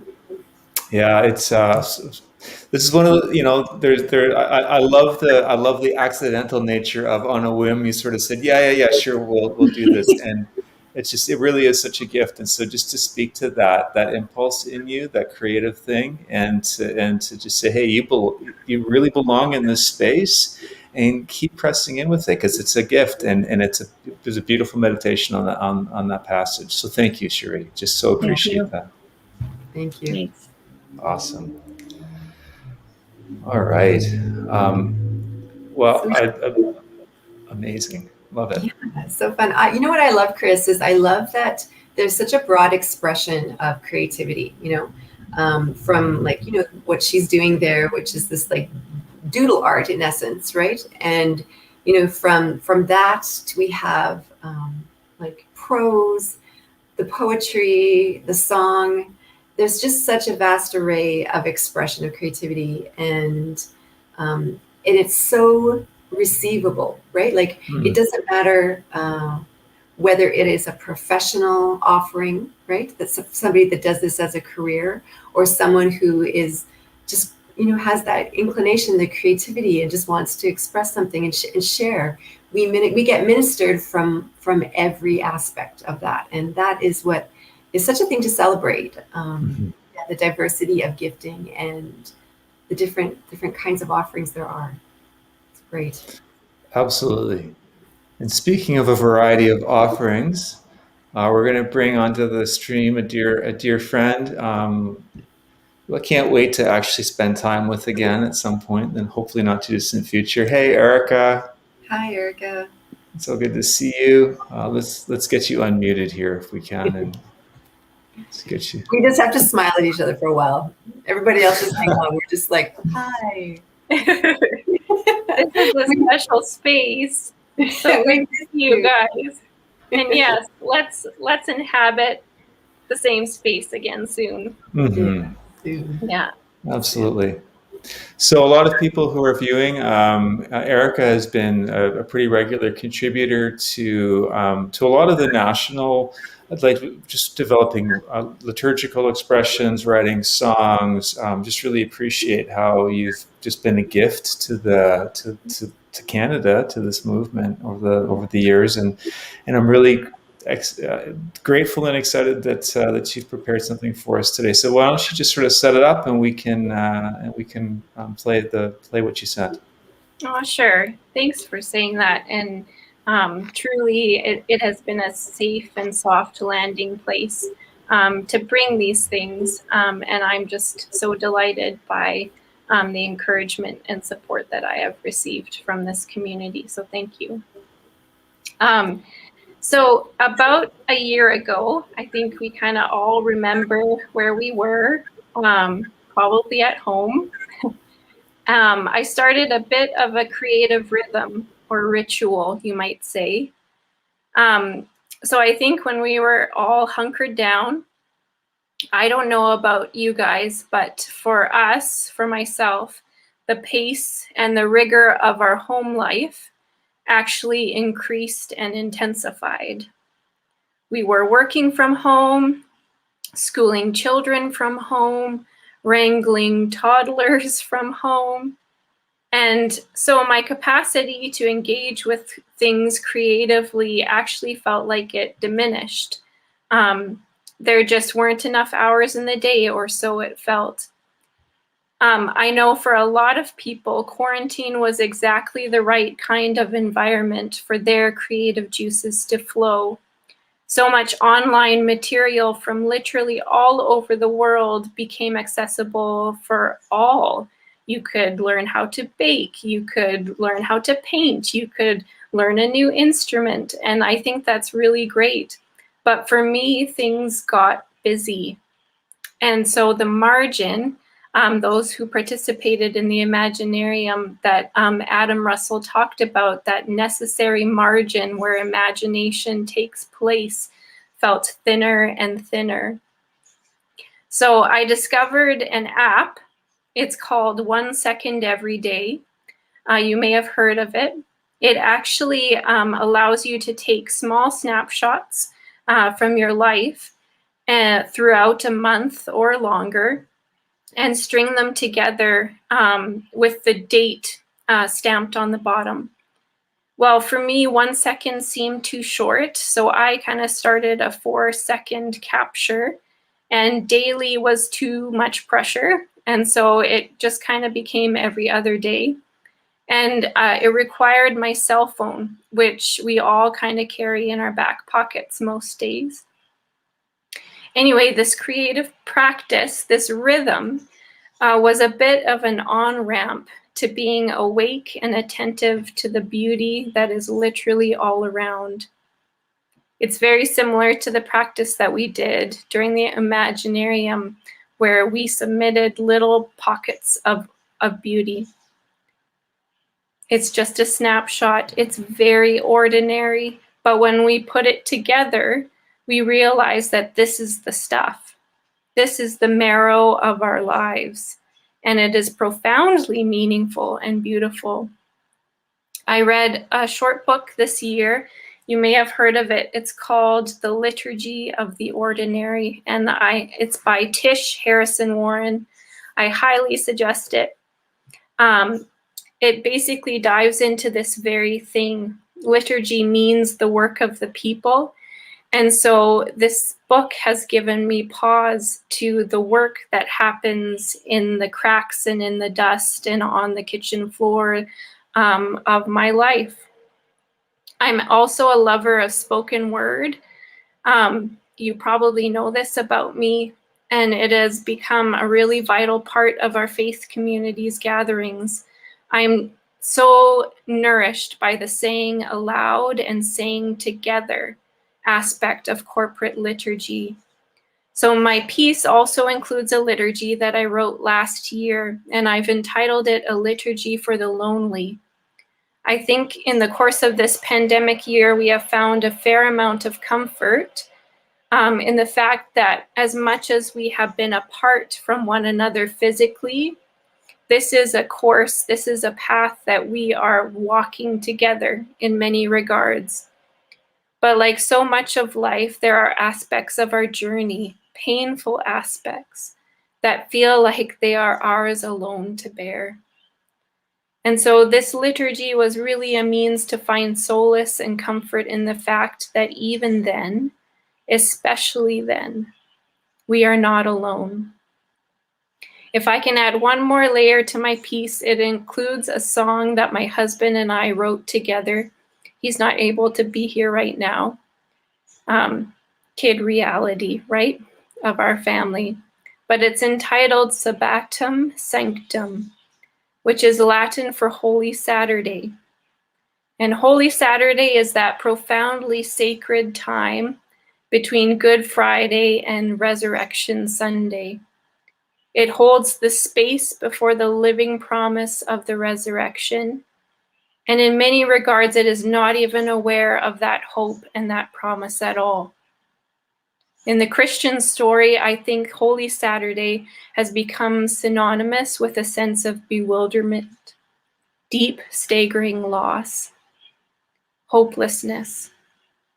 Our pastor, Terry, said as we crested the hill into Easter, "Has this year not felt like a Holy Saturday, where we are all kind of shell-shocked and shaken and trying to grope our way to the next right thing before being totally overwhelmed with loss and grief and the incredible unknown?"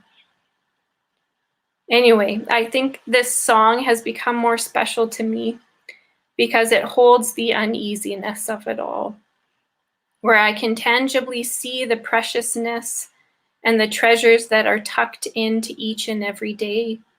The making the bread, the tending the garden, the getting outside, the exploring. But there's heartbreak in it too. So I hope this piece holds that tension for you as well. The response that I've written, the community response, is we are not alone. And so from wherever you are welcome to participate in that with me. And I just want to say a special thanks to my friend Jean, who brought kind of my vision together by including the words on the screen as well. We are not alone.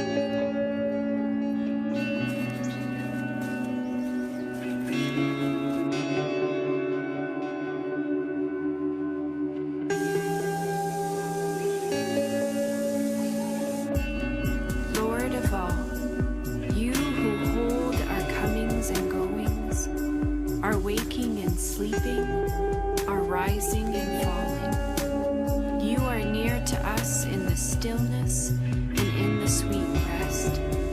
You are close to each and every awake and anxious heart.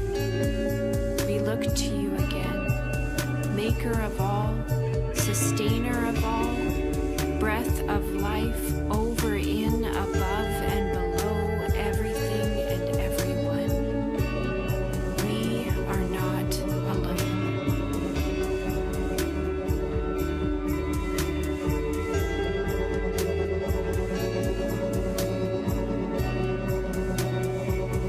Emmanuel, God with us, the downcast and crushed, the weary and waiting, the brokenhearted and afflicted.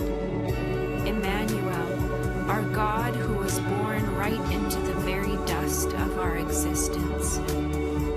Emmanuel, our God who enters our humanity and the full breadth of our living, the joys, sorrows, monotony, sufferings, and shimmering ordinary. Emmanuel, this withness, this nearness, this presence, we are not alone.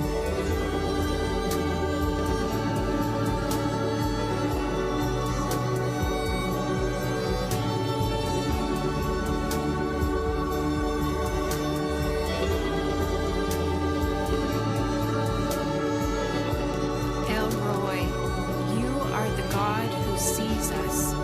Nothing, not one thing is hidden from you, and no one is lost in the expansiveness of your ever-present witness. In all things, at all times, past, present, and future, we are seen, we are known, we are held, we are safely surrounded, and we are not alone.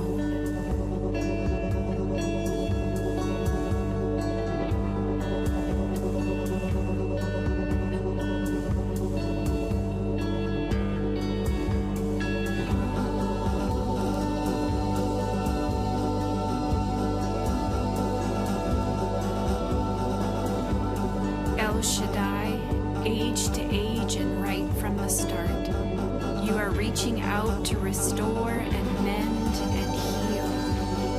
You are the one who carves a path in desolate places. You are a light to see by in the thick of night.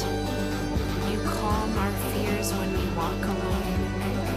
You are mighty to save, slow to anger and abounding in love. We remember your goodness. We remember your provision. We remember your mercy. We remember your faithfulness through all time. We are not alone.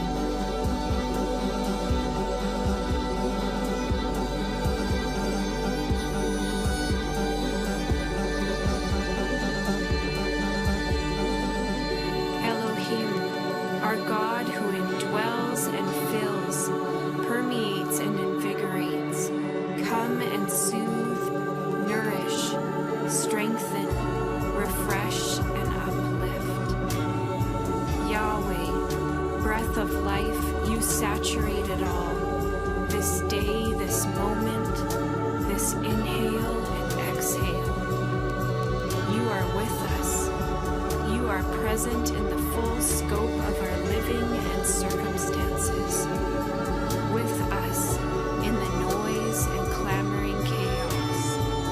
With us in desolate, scarce, and meager places. With us in the brimming, soaked, and saturated places. In each step along the way, in the painful pauses. Emmanuel, El Roy, El Shaddai, Elohim. We are not alone.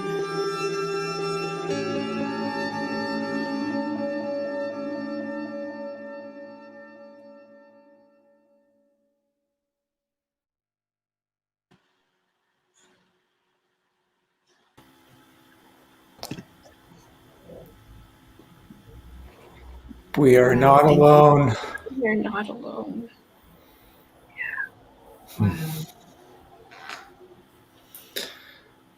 Yeah, thank you for the space that you created for us and the journey that you took us on.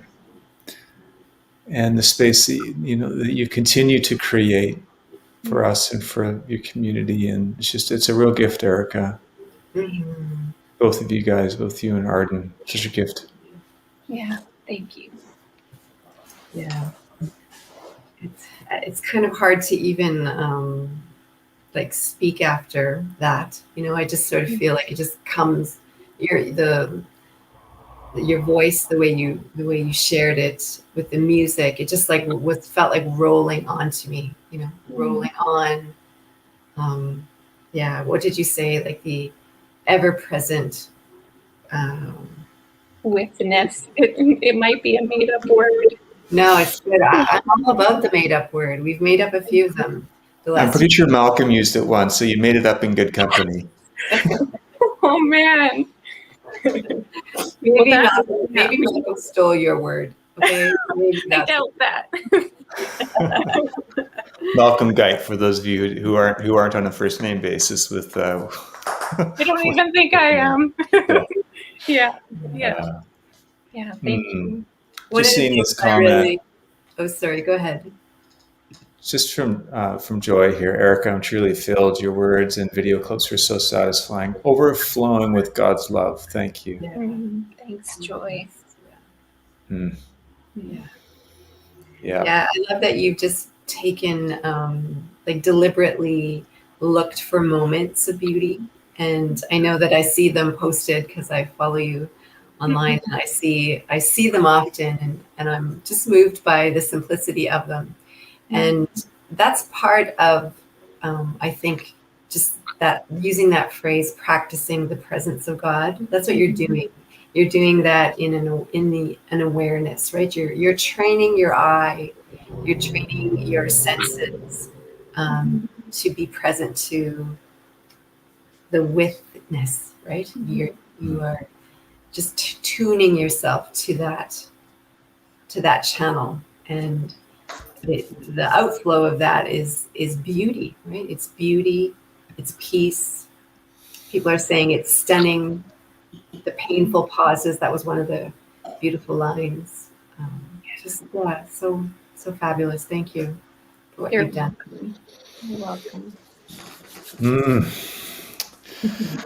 Yeah, and thank you for that line.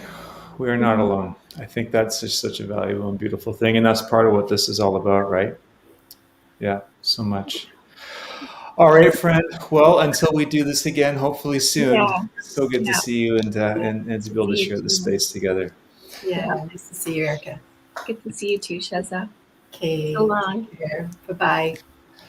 And so we're gonna bring my favorite person onto the stream, live stream in just a second here, Liv. And to those who are waiting to share, this is part of the reason why we put space in between the two broadcasts a fair bit of time. So we are not in a rush at all. There's time.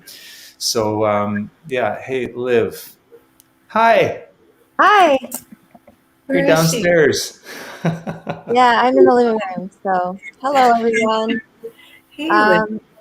Yeah, so I'm Liv MacQueen, and so primarily what I write about, or I guess I'm giving it away, I'm primarily a writer, and I have written 5 unpublished books that I'm probably trying to now get published, or anyway, so creativity is really important to me because it's so important to me that I actually quit my job, and yesterday was my last day of work.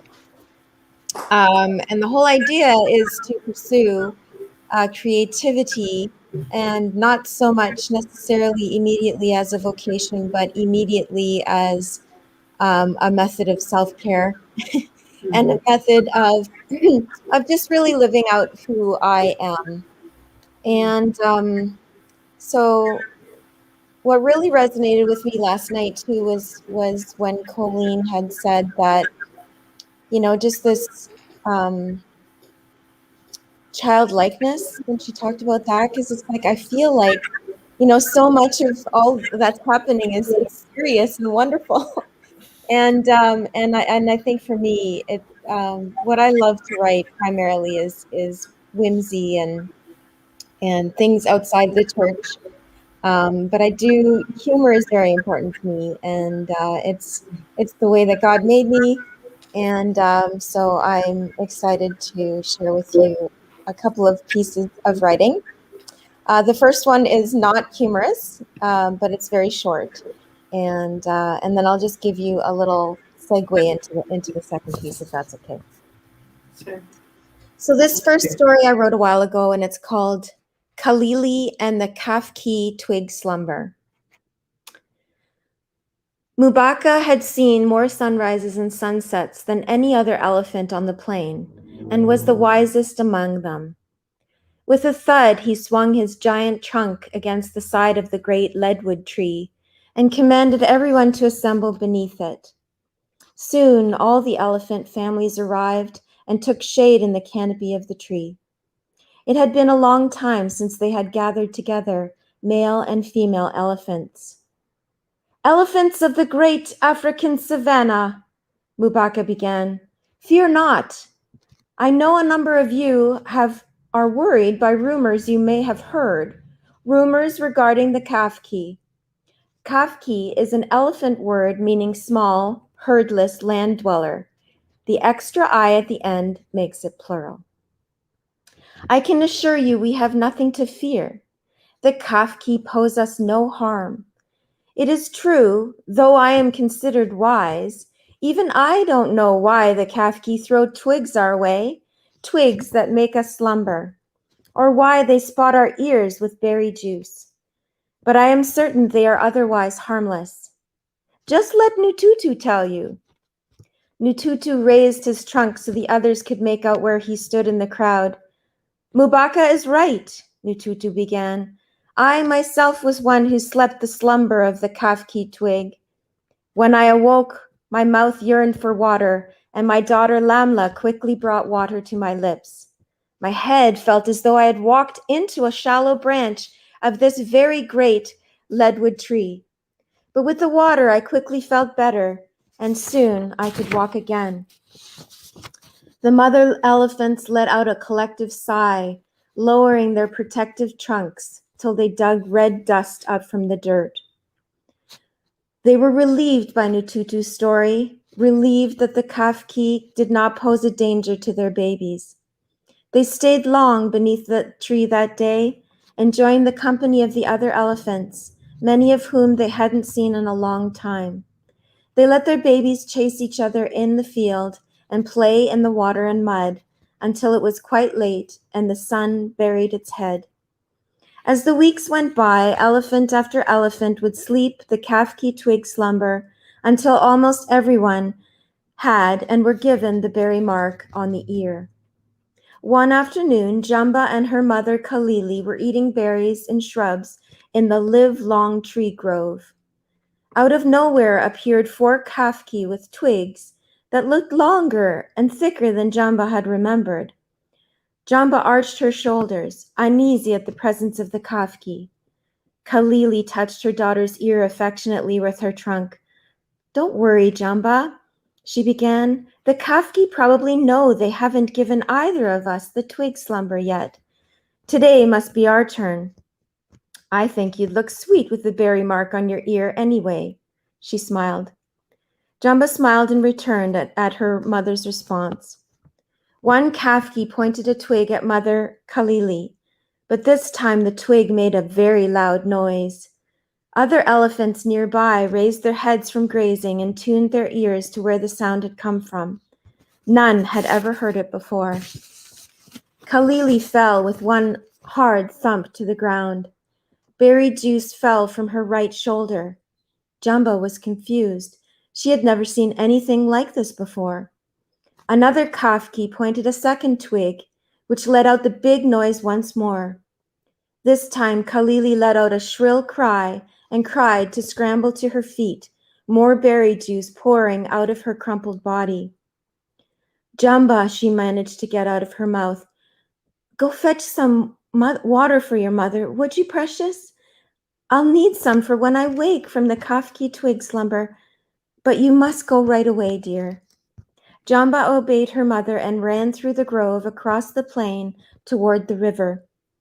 It was a long way away, but she was a good runner. I must get some water as quickly as I can and store it in my trunk for Mother, she thought. Soon she will wake up and be thirsty and need the drink to get back on her feet. When Jamba returned to the grove, the sun was already beginning to hide behind the livelong trees. Kalili was still lying there where Jamba had left her, her gray body surrounded by berry juice. Jamba, she managed to smile. You came back in time, my sweet baby girl. Now listen, Jamba. Your mother is going to go now and see Grandmama Wali. No, Mama, interrupted Jamba. You must have the kafki twig slumber. Here, I brought you some water like you asked. And she wet her mother's lips with the warm liquid. You'll feel better in no time, just like Nututu said. Thank you, dear daughter. The water does feel good. But listen, please. I am going to die. I know it. Even now, I feel my eyes closing and the good Creator coming for me. Know that your Mama Kalili loves you like no other, my dear child, my dear only child. Listen to your elders and be very careful around the kafki. Tell Nubaka, the great elephant, that I sent you to tell him the kafki can no longer be trusted. For now, my dear child, I am tired and must go to sleep. I love you, dear Jambalahava. Jambalahava means mother's pride. And with that, Kalili closed her eyes for the last time and rested. Jamba held her mother, rocking her like she herself had been rocked as an infant, until well after the sun had gone to sleep.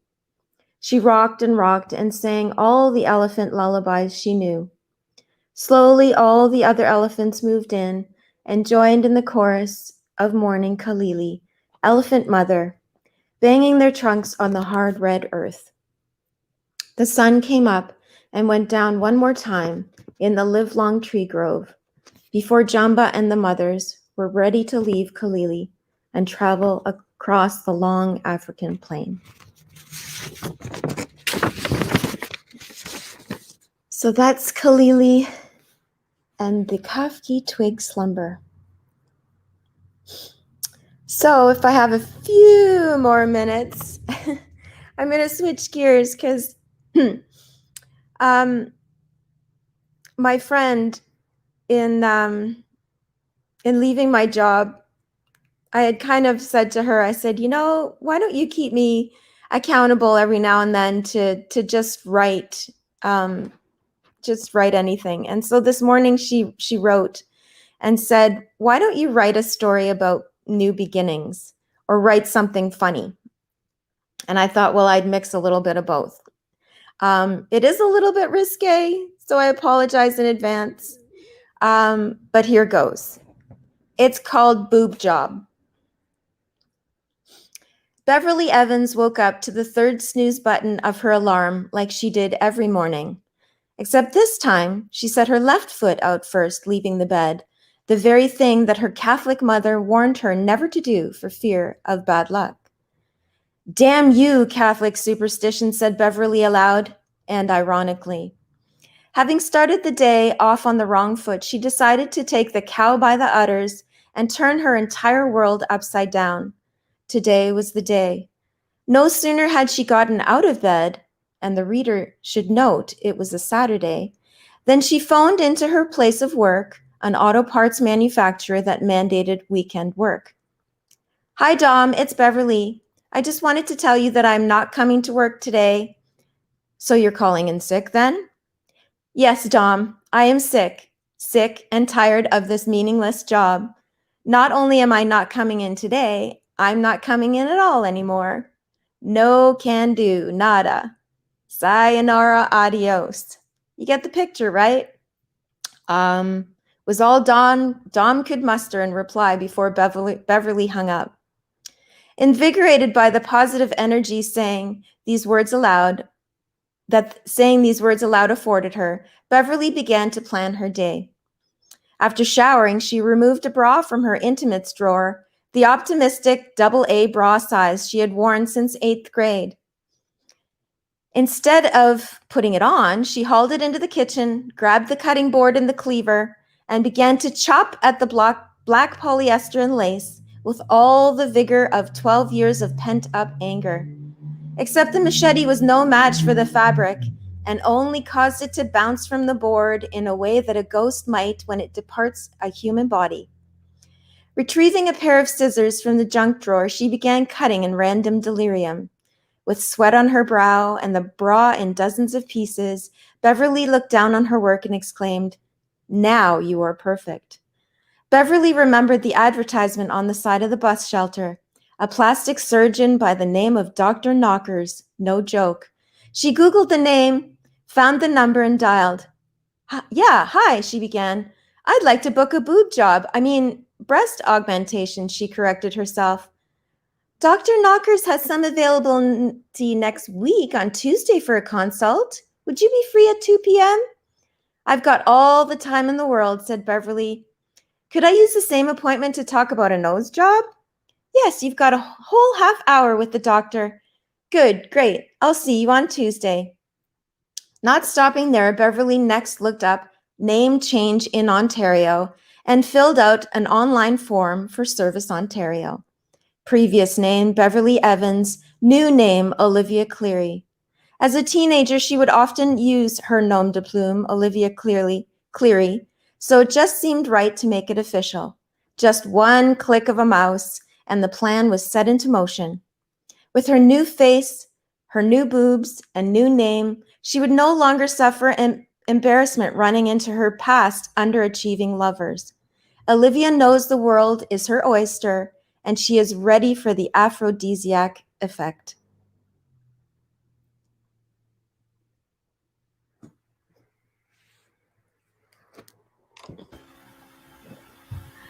I'm dying over here.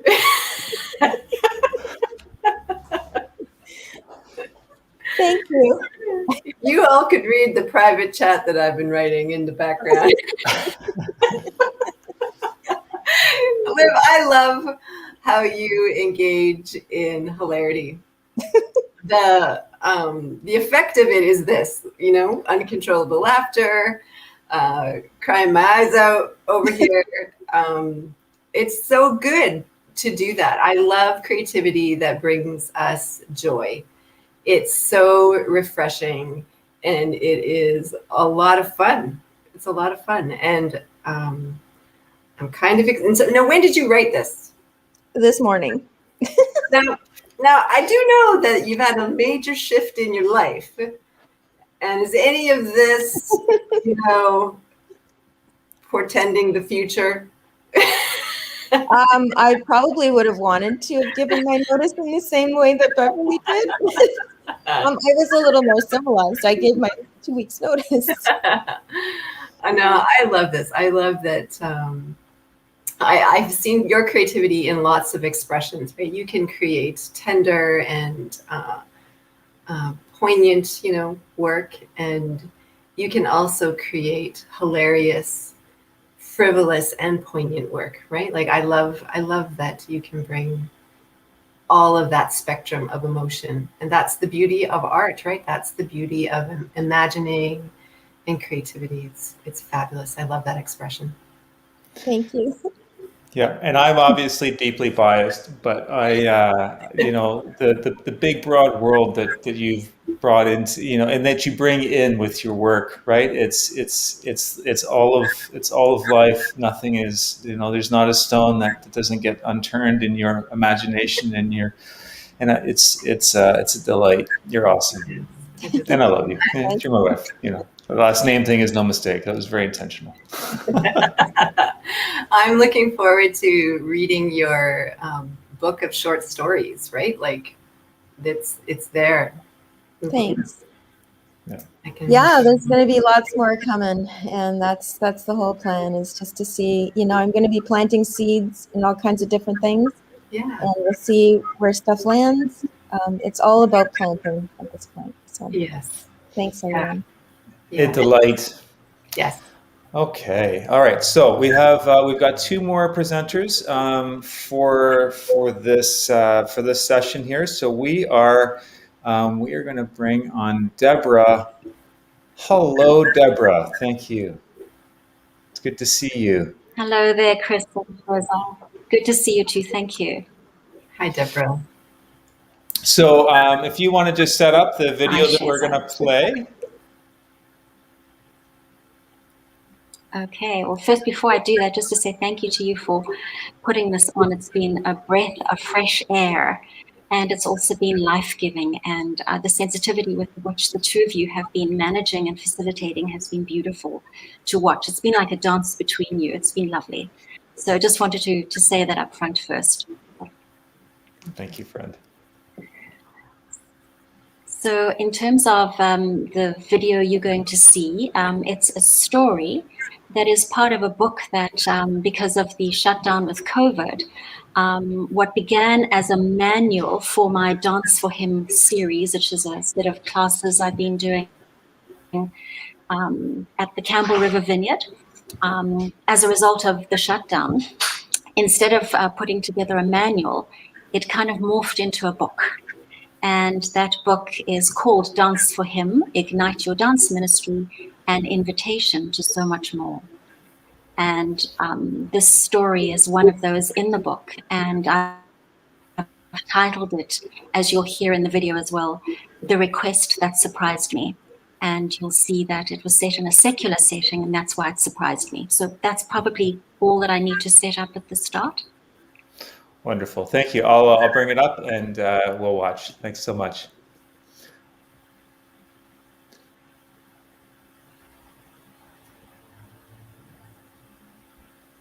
There. Hello, my name is Deborah Rousseau. I'm the author of Dance for Him, Ignite Your Dance Ministry, an invitation to so much more. There's a story that I'd like to read from my book, so I'm going to be glancing every now and then so that I can read. It's about an event that took place about 15 years ago, and I titled this one, The Request That Surprised Me.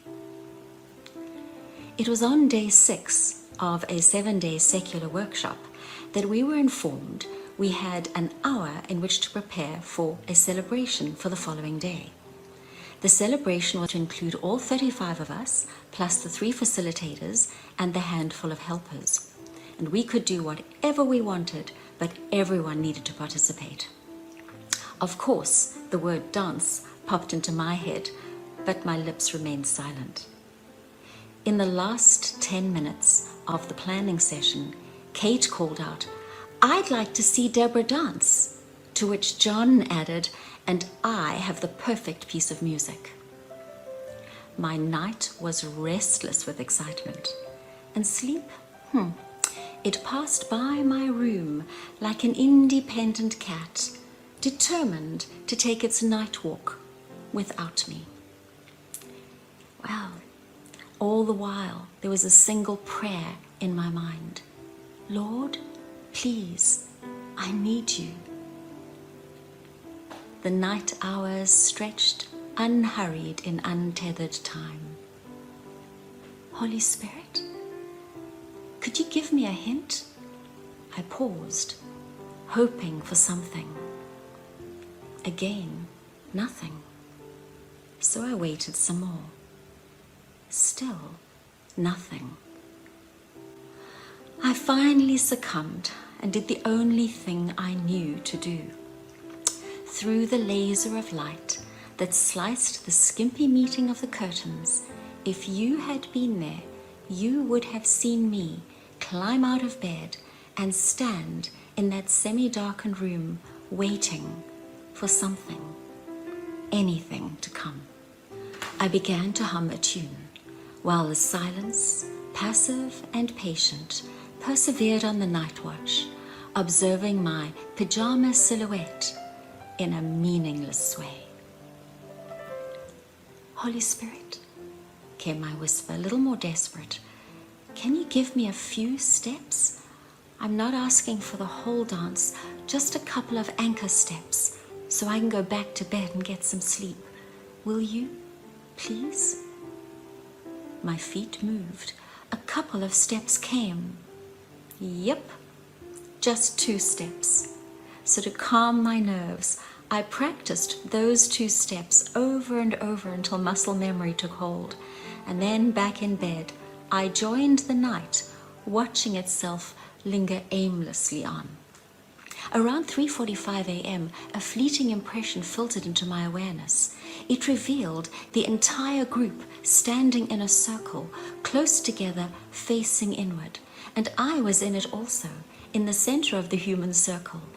I was bowed low, on my haunches, and on my favorite tie-dyed pink and purple sarong. A final clue filtered in. Move to Louise last. That was it. Thank you, Lord. I'm so grateful that you're with me. Please lead me, Lord. I'm willing and available. Let each person feel your love through me. I'm trusting in you, Lord, to lead me. All the glory is yours, Lord. Thank you.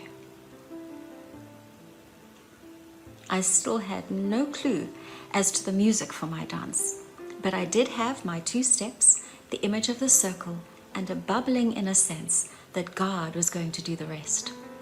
Nervous and exhilarated, I truly would have to trust.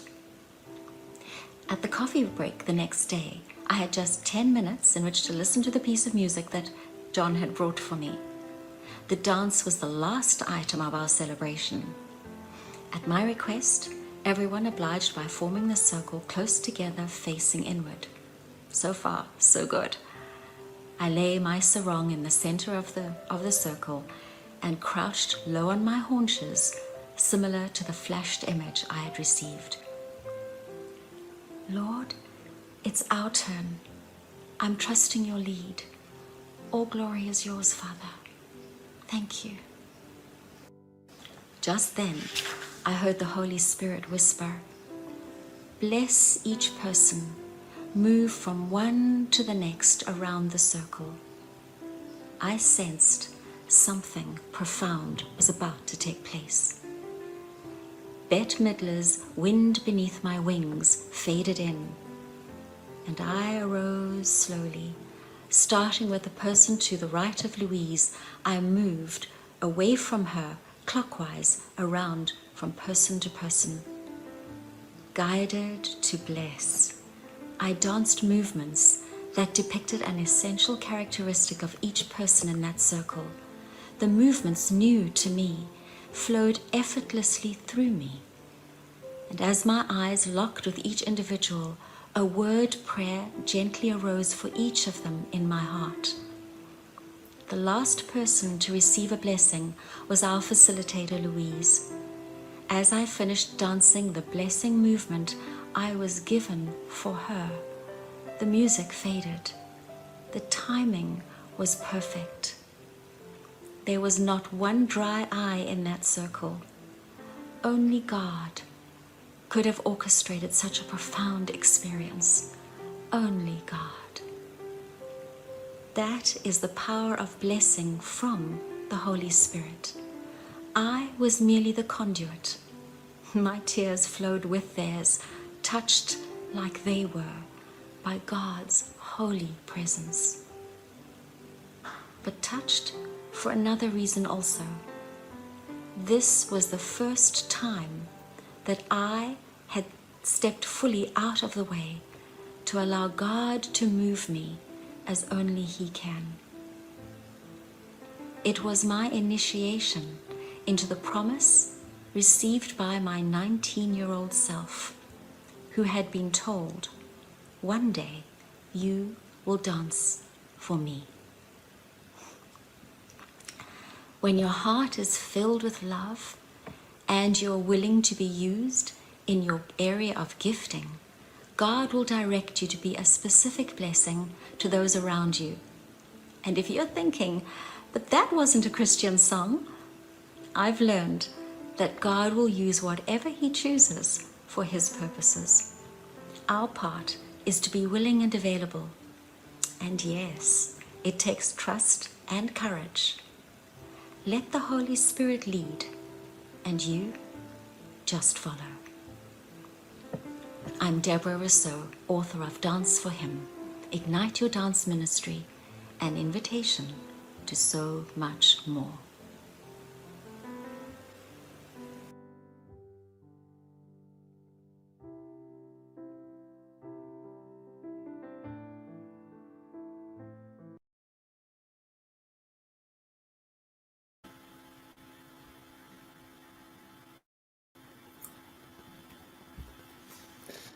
Thank you so much for that, Deborah.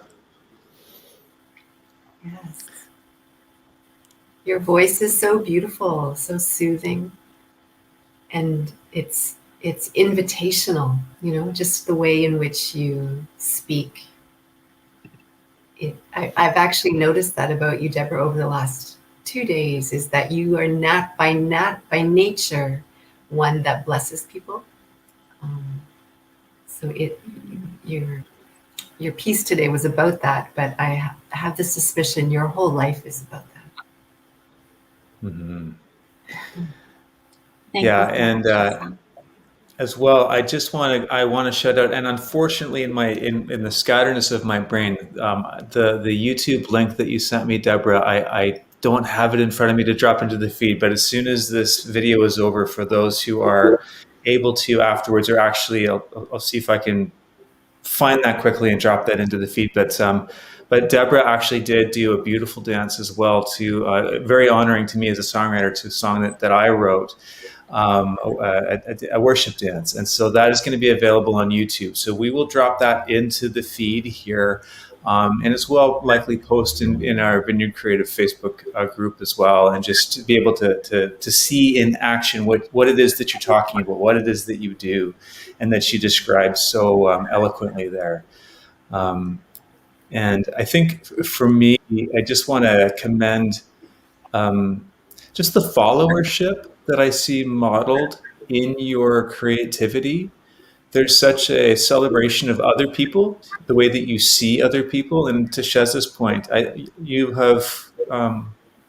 I think that's part of your creativity, actually, is that people feel seen by you. I know that has been my experience in some of our interactions. And so I just want to call that out and celebrate that. And it's also evident in what you described in your book.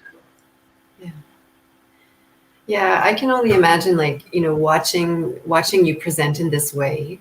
You know, you're ministered to by this storytelling, and that medium in and of itself, you know, brings something. As we've heard from the other storytellers, every time a unique voice brings a story, it ministers something very specific. And I would imagine to have witnessed that dance, or experienced that dance, would have also communicated something similar, but also in ways that the storytelling could not, you know what I mean? And so that's the beauty of these multiple streams of creativity, because the spoken word and the visual, you know, the visuals, they meet some senses, right? But dance and other mediums, they touch something completely different. And so all of these creativity streams are so important, because they minister to a very particular piece of us that receives differently, you know? So thank you so much for that. And I can hardly wait to see you dance. I love your voice, but I imagine your dance is amazing. Oh, thank you so much, Shezza. Thank you, Kris. And it's been something that's been a lifelong 30-year journey. And that's where the book has been something that was at the back of my mind for such a long time. That it is about blessing, and it's what I'm called to. And I'm not a trained dancer, so I hope the expectations are not too high. But it's how the Holy Spirit led me in many churches as he called me forward. And the book hopes to invite and to bless and to have people know that you don't need to be a dancer. You just need to be a worshiper. You just need to love the Lord and bring forward that love in a way that, as you say, Shezza, it's going to touch souls. It's a visceral, embodied prayer is what dance does. Yes. Beautiful. And I think too, one of the things that dance does for people is sometimes seeing someone else that has such a freedom within their physical movement and their body brings healing to those who do not. So sometimes, just witnessing somebody move their body with a freedom can set people free. I know that from my own experience of witnessing dance and seeing dance, and how it just touches and heals a place where, there's been wounding, for people in their physical body. It's such a beautiful gift. So thank you so much for listening, for worshiping in that way. Thank you. And just really quickly, Erica's got a lovely thought. Oh, Liv just shared that and I turned it off. Lovely thought. She said a visceral embodied prayer, that she loves that. Yeah. Okay, here are my hands. Liv, you can, I'm sorry.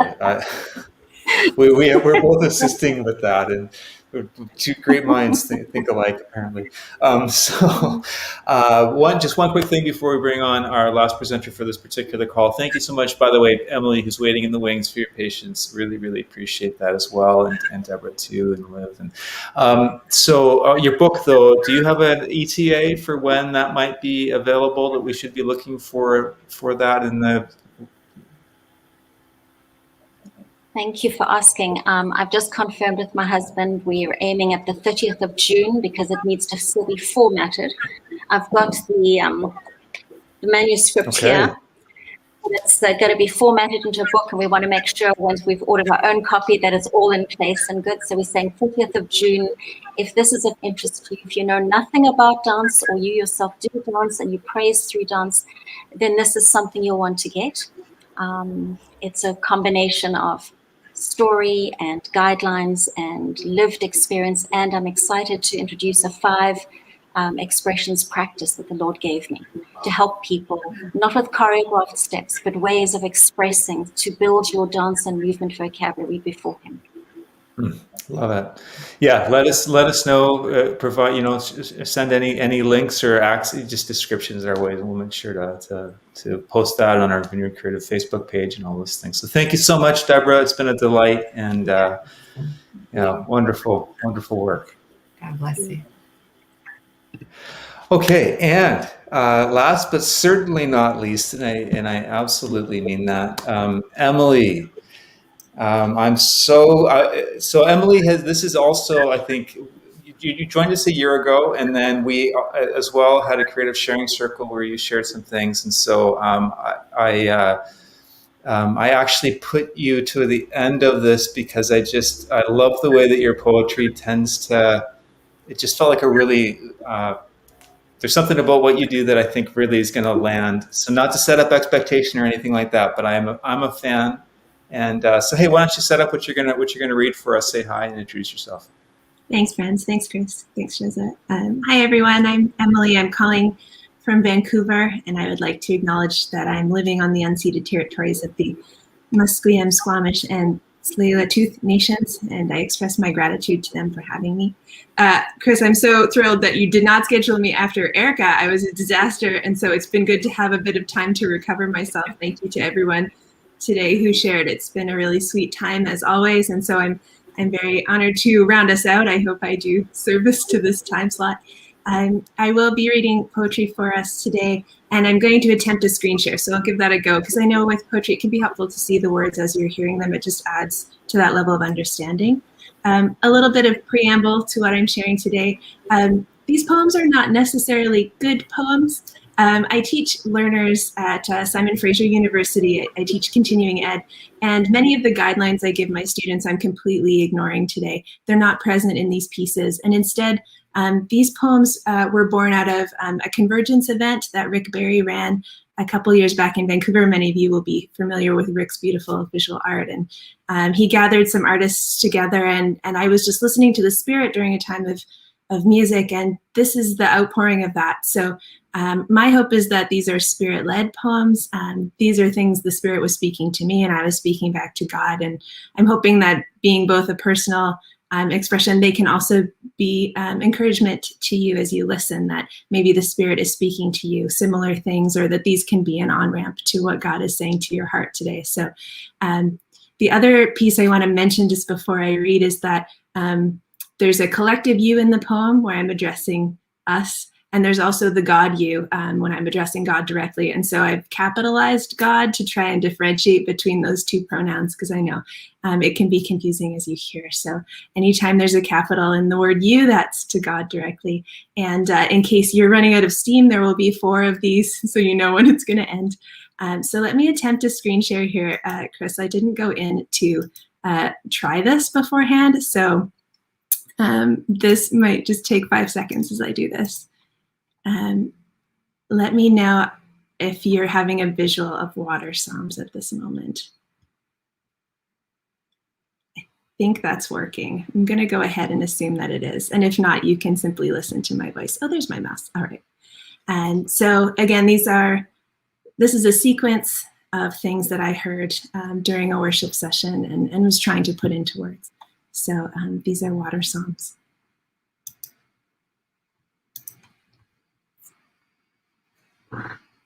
What do you look for in the water? Have you come empty? What does your empty sound like? In the hollow, in the waiting, is there water? Is there dripping? Are you resting? Are you holding? Have you burrowed, narrowed, contracted, constricted? Have you become the smallest version of yourself? Are you needing inhalation, inspiration? Are you needing other breath? Have you breathed in years? Are you gasping? Do you know who holds your empty, wants to fill it? Do you know where too much lives, where overflow lives, where home lives? Do a resurrection work in me. I died, I have been sleeping, I lost my way, I was lost. Exhume, exhale, unearth, reach deep into what has gone dormant. Call this clay to praise you, do not let us sleep. Do a new thing, can you sense it? Here it springs up, can you hear it? The drip of water far off, rising, seeping, building, rushing. The Lord of hosts is coming, and his presence like the ocean. Rise up, you sleeping, rise up, you children. Our Father comes with riotous love in his arms, our purchase price on his palms. See our friend, see our brother, he is coming. Have you heard what the Spirit is doing? Where have you been sleeping? Where have you lost sense of time? Where have you misplaced your hope? Our Father is coming. Can you hear his footsteps on the threshold? Arise, awake, take courage, take heart. Do not be afraid. He has done it. It is finished. It is just beginning.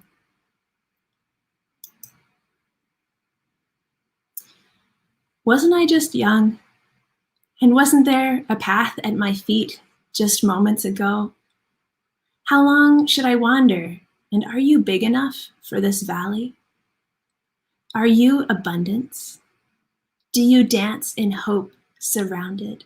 Are you made of light, of light, of light? Are you full to bursting? Is your sound a chorus? Is your arm triumphant? Is your heart kind? Is your heart kind? Is your heart kind? Is everything I've heard about you the absolute, unshakable, inalterable truth?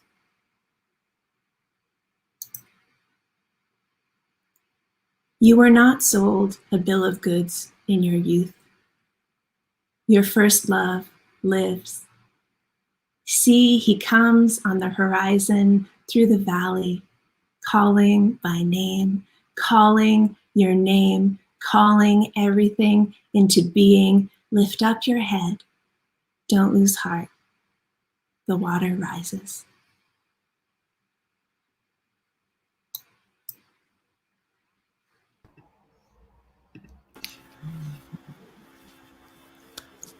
Thank you.